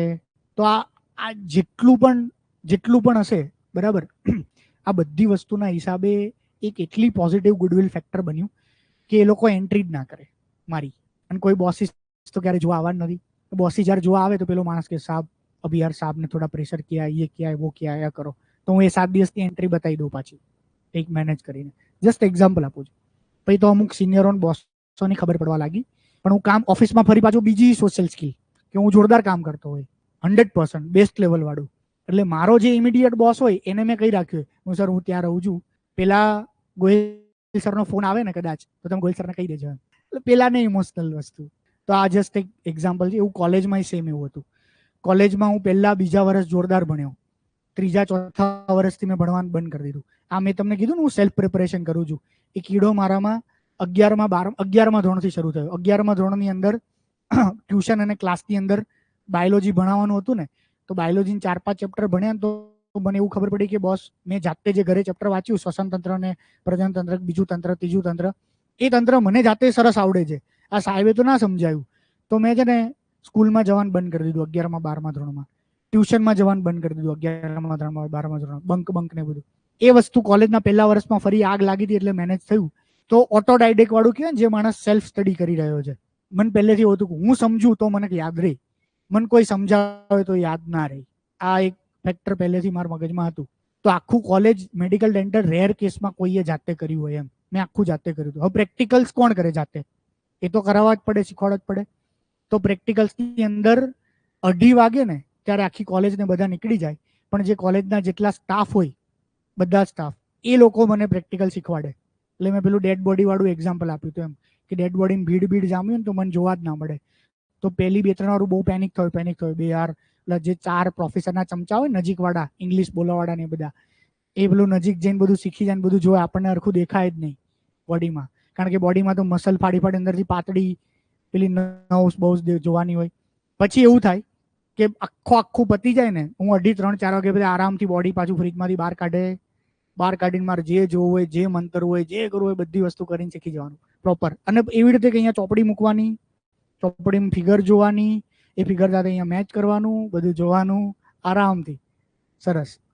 આ સોશિયલ સ્કિલ્સનું એટલે એક્ઝામ્પલ કહું છું કે નાનો માણસ હોય, ખાલી આંખથી જ સામેની જ મોટી બિલ્ડિંગ છે કલેક્ટર ઓફિસ, એ મારી જ એક્ઝામ્પલ. હું ક્યાંક કામ કરું છું, ત્યાં કલેક્ટર ઓફિસ મારી છે, તેને દરવાજે 4 માણસો તો ઊભા હોય ને, બરાબર. તો હું દર વખતે જતી વખતે ખાલી આમ કાચ ખોલીને કેમ છો કાકા, પછી કાચ બંધ કરી દેવાનો. પછી દર વખતે કાચ ના ખોલી તો ખાલી નજર ત્યાં ખાલી એવું ડોકું હલાવવાનું એમ. થોડાક સમય પછી ક્યારેક હાલતા બહાર નીકળું છું કોઈ કારણથી, કાં તો નીચે આટા મારું છું ફોનમાં આમ તેમ, પછી બાજુ શું કરો છો કાકા, ક્યાં રહો છો, સરગાસણ, ઓકે, કોણ છે ઘરમાં, ઓકે, તમારો છોકરો છે 10મામાં છે, સરસ સરસ, આટલી વાત કરીને. આ મારું ટેવ છે, હું આવું કરું છું બધી જગ્યાએ બધા જોડે, બરાબર. તો હવે આનું શું એક ફેક્ટર ક્યારે ડેવલપ થાય એવી ખબર જ નહીં ગમે ત્યારે. કેમ? મને કોઈ પણ મળવા આવે છે, કોઈ પણ મળવા, હું એટલો કોન્ફિડન્ટલી કહી શકું, સિક્યોરિટી ગાર્ડને એવું કહેવાનું ચિરાગ સાહેબને મળવા જાઉં છું, પેલો એને જે માન આપે, જે જવાબ, બાકી ખબર છે ને ખૂંખાર ધુરંધરા સાઈડમાં ગાડી રાખો, નામ લખો, આ કરો, બરાબર. તો IIMC ની અંદર હતું તો બહારનો મેઇન ગેટ હોય ને ત્યાં બી ઓલો એવું કહી દે ને કે ભાઈ વો ગુજરાત વાલે સાહેબ, ખાલી આટલો વર્ડ બોલી જાય ને એટલું જ, ઓલાને છેક અંદર મૂકવા આવે ને એક રૂમમાં મૂકી જાય. પછી કેન્ટીન વાળા ના ખાધું હોય તો ચા પાણી નાસ્તો ને ખવડાવી દે એને. એટલે હું આટલો સમય રહ્યો ને આ એક ગુડવિલ ફેક્ટર, સિમ્પલ, નોર્મલ, નાનકડું. તો આ એક કળા છે ઓફિસની અંદર એ કામ કરવાની. ઓફિસમાં જે SP, કલેક્ટર, PI જે કામ કરતો હોય એ બધા જોડે ખાલી નોર્મલ વ્યવહાર રાખતો હોય, પર્સનલ ટચ. એને એની ફેમિલી લાઈફ ખબર હોય, એ ક્યાં રહી છે એ ખબર હોય, ફેમિલીમાં કેટલા મેમ્બર છે એ ખબર હોય, એના ઘરવાળાને નાની મોટી બેઝિક હેલ્પ કરી દીધી હોય, કંઈ પણ. હવે જ્યારે ઓફિશિયલ કામ કે ડ્યુટીમાં એને એવી એક્સપેક્ટેશન રાખ્યો ને કે બોસ હવે તો દિવસ રાત જાગીને કરવાનું છે, તો બધા લોકો કરશે. થયું ને સોશિયલ સ્કિલ. અથવા કોઈ પણ ફાઇટ એન્ડ ફ્રાઇટ વાળી સિચ્યુએશન આવી, હવે એ માણસ એના માટે લીડર છે અને એ જે બોલશે એ માનશે, એ વ્યક્તિમાં એનું કેરેક્ટરમાં એ શો થાય છે, લીડરશિપ વાળો ગુણ. તો મોદી સાહેબમાં કેવું છે કે બધા જ કાર્યકર્તાઓને જાણતા હતા, બધા જ ને, જ્યારે ગ્રાઉન્ડમાંથી આવે ને ત્યારે બધા જોડે એનો પર્સનલ ટચ હતો. એને પોતાની એક સ્ટોરી કીધેલી છે જે સાચી છે કે જ્યોતિરાદિત્ય સિંધિયા જે છે ને એના પપ્પા માધવરાવ સિંધિયા, એ માધવરાવ સિંધિયાની ડેથ થઈ ગઈ હેલિકોપ્ટરની અંદર. એની જે ડેથ થઈ ને હેલિકોપ્ટરમાં એક પત્રકાર હતો, એની ડેથ થઈ. બધા જ મોટા મોટા લીડર્સ દિલ્હીવાળા એ માધવરાવ સિંધિયાના ફ્યુનરલમાં ગયા. મોદી સાહેબ એ પેલા પત્રકારના ફ્યુનરલમાં ગયા. પત્રકાર ફેટર્નિટીમાં શું મેસેજ જાય? ત્યારે થોડા સિનિયર સંગઠનમાં સિનિયર લેવલના બની ગયા હતા સંગઠનની અંદર. એક પોઝિટિવ મેસેજ જાય. હવે એ ઓલો માણસ એના 10 શું 500 કામ કરે, ઈ ના કરે, એના 50 ભાઈબંધો કામ કરે એના. એમ કરીને એને દરેક ફિલ્ડમાં પોતાની ઓળખાણ, પોતાનું નામ, પોતાનું પેલું અંગત ખાસ બનાવેલી છે. તો એ જે લીડર જે હોય ને, એ લીડરમાં એમ્પેથી હોવી જ જોઈએ, પોતાના સ્ટાફ માટે, લોકો માટે, બધા માટે. ફોટો ઓપોર્ચ્યુનિટી કે એ વસ્તુ માટે નહીં. અત્યારના જે સિવિલ સર્વન્ટ ફોટો ઓપોર્ચ્યુનિટી માટે કરે છે, પણ ભૂતકાળના જેટલા અમુક સિવિલ સર્વન્ટ જે ખરેખર ગ્રેટ હતા, એ બધા ગ્રેટ સિવિલ સર્વન્ટ ખરેખર લોકો વચ્ચે જતા, લોકો વચ્ચે જઈને બેસતા, એને સાંભળતા, એનો પ્રોબ્લેમ દૂર કરતા, આવું કરતા. એટલા માટે લોકોને એવું ફીલ થતું. અને હવે ક્યારેક કઈ પ્રોબ્લેમ હોય તો એ સોલ્વ થતો. તો જે નર્મદા પુનઃસ્થાપન કમિટી છે આખી એક, હું એ સાહેબનું નામ ભૂલી ગયો, પટેલ સરનેમ છે, એની એક ચોપડી એ લખી છે કે નર્મદામાં જેટલા લોકોને વિસ્થાપિત કર્યા ને, એ ત્યાં મામલતદાર હતા કાં તો ડેપ્યુટી કલેક્ટર હતા, કદાચ મામલતદાર જ હતા. એ સમયથી લોકોમાં એ વ્યક્તિની એટલી પોઝિટિવ ઇમેજ હતી, કારણ કે એ લોકો વચ્ચે જતા લોકોને એવું લાગતું આ મારો માણસ છે, સરકારી માણસ નથી, આ અમારું હિત ઈચ્છશે, અમારું હિત વિચારશે. એ માણસને ત્યાં જ વર્ષો સુધી રાખ્યા. અને એ માણસની મેઇન જવાબદારી હતી કે લોકોને કન્વિન્સ કરીને ત્યાંથી બીજી જગ્યા પર જવા માટે, વિસ્થાપિત કરવા માટે કન્વિન્સ કર્યા. આખું બહુ મોટું એની ચોપડી, બુક, એના હજારો આર્ટિકલ લખાય છે માણસ વિશે. તો એમ્પેથી સોશિયલ સ્કિલ થઈ આ વસ્તુ. એમ્પેથી સોશિયલ સ્કિલ હોય ત્યારે જ એ માણસ પોતાનું કામ કરી શકે ને, ત્યારે જ પોતાના સ્ટાફને મોટિવેટ કરી શકે, ત્યારે જ એ કોઈ કામ કરી. રીઝન કે અત્યારનો સમય કેવો આવ્યો છે? તો અત્યારનો સમય એવો છે કે જે સમયની અંદર ઓછા રિસોર્સિસ છે. મેન પાવરના રિસોર્સ ગણો, ફાઇનાન્શિયલ રિસોર્સ ગણો, કે તમે જે રિસોર્સ ગણો, સરકાર પાસે ઓછા રિસોર્સિસ છે. દરેક ગવર્મેન્ટ ઓફિસ પાસે ઓછા રિસોર્સ છે. ઓછા રિસોર્સમાં વધારે કામ કરવાનું છે. તો ક્યારે થાય? એફિશિયન્ટ હોય, બધા જ લોકો ઇક્વલી એફિશિયન્ટ હોય, પોતાનું 100 ની 200% આપે. એ ક્યારે આપે? બધા લોકો કે જ્યારે બોસની અંદર લીડરશિપ વાળા ગુણ હોય. લીડરશિપમાં મોસ્ટ ઇમ્પોર્ટન્ટ ગુણ એમ્પેથી અને સોશિયલ સ્કિલ થઈ. ત્યારે એ લીડર તરીકે એક્સેપ્ટ કરે બધા એને. રિસોર્સ ઓછા છે, લોકોમાં અવેરનેસ વધારે છે, લોકોમાં એક્સપેક્ટેશન વધારે છે સરકાર પાસેથી, સરકારી ઇન્સ્ટિટ્યુશન પાસેથી, સરકારી ઓફિસ પાસેથી. સોશિયલ મીડિયાના એડવેન્ટ સાથે હવે એને પ્રેશર છે, એ બધાને અકાઉન્ટેબલ છે. સાચું ખોટું કામ ને રૂલ્સની અગેન્સ્ટમાં જાય તો કોર્ટને આન્સરેબલ છે, એ અકાઉન્ટ ટીમને આન્સરેબલ છે ફાઇનાન્શિયલ માટે, એ પોતાના સિનિયર્સને આન્સરેબલ છે, એ પોલિટિકલ બોસીસને આન્સરેબલ છે, એ જનતાને આન્સરેબલ છે. એક સિવિલ સર્વન્ટ કેટલાને આન્સરેબલ છે? બધાને. અને એને પાછું પ્રેશરમાં કામ કરવાનું છે, વર્ક પ્રેશરમાં, સિનિયરના પ્રેશરમાં, ટાઈમલાઈનના પ્રેશરમાં, ઓછા રિસોર્સિસ સાથે પ્રેશરમાં, અમુક સ્ટાફ અનસ્કિલ્ડ છે, લેસ સ્કિલ્ડ છે, એ પ્રેશરમાં. ટેકનોલોજી સતત આગળ વધી રહી છે. જેટલી પણ સિસ્ટમ ઉપર સરકાર કામ કરે થોડી રિડન્ડન્ટ છે, એવી સિસ્ટમ સાથે કામ કરવાનું છે. આવી સિચ્યુએશનમાં સિવિલ સર્વન્ટની અંદર ઇમોશનલ ઇન્ટેલિજન્સ હોવું જ જોઈએ. તો જ એ પોતે પોતાનું પર્સનલ એક્સિલન્સ મેળવે, self awareness, self regulation, self motivation કરીને, અને એના સ્ટાફનું 100% પોઝિટિવ આઉટપુટ કે આઉટકમ કાઢી શકે. એમ્પેથી અને સોશિયલ સ્કિલ્સ હોય તો. ઘણા સિવિલ સર્વન્ટમાં સોશિયલ સ્કિલ્સ હોય છે ને, તો લોકોને જોડે છે એ કામ માટે, સરકારી કામ માટે લોકો જોડાયા હોય છે. નોર્થ ઇસ્ટની અંદર કોઈ સરકારી કોઈ ઓફિસ પાસે રિસોર્સ ના હોય અને સરકાર કઈ રોડ રસ્તા બનાવવા માંગતી હોય ને, તો લોકો બનાવાય નહીં દેતા, કારણ કે ટ્રસ્ટ ડેફિસિટ છે. જે નક્સલાઇટ એરિયામાં શું પ્રોબ્લેમ છે કે નક્સલાઇટ એરિયામાં લોકો થોડા ગુંડા છે, અમુક જે ફ્રેક્શન છે એ છે, બાકી લોકોને ટ્રસ્ટ જ નહીં. લોકોને આવીને સરકારી ઓફિસર આવીને શોષણ કર્યું છે. બીજા ટ્રસ્ટ ડેફિસિટ છે. એવા સમયની અંદર એમના કામ કરવા એ ડિફિકલ્ટ હોય છે. સરકારે પોતાના પૈસાથી રોડ રસ્તા, સ્કૂલ, કોલેજ, હોસ્પિટલ બનાવી નહીં બનતી. એવા સમયમાં એ લોકોનો ભાગીદાર, જન ભાગીદારી કરીને રોડ રસ્તા, સ્કૂલ, હોસ્પિટલ બનાવી. સોશિયલ સ્કિલ હોય તો જ ને, લોકોનો ટ્રસ્ટ હોય તો જ. એવા કેટલાય ઓફિસરોએ લોકોની મદદથી રસ્તાઓ બનાવ્યા છે. જે અમુક રસ્તા જે સરકારી પ્રોજેક્ટમાં પાસ ના થતા હોય ને, તો એ રસ્તાઓ એને લોકોની મદદથી બનાવ્યા છે. જણાય લોકોની મદદથી જે બીજા એવા પ્રોબ્લેમ્સ હોય, લોકોને નદી ટપીને જવાનું હોય, ના ટપીને જવાનું, એવા ડેવલપમેન્ટ પ્રોજેક્ટ વર્ષોથી બાકી, અમુક સ્કીમો, યોજનાઓ લોકોની મદદથી કરી. ક્યારે કરી હશે? સોશિયલ સ્કિલ હોય તો જ કરી હોય ને.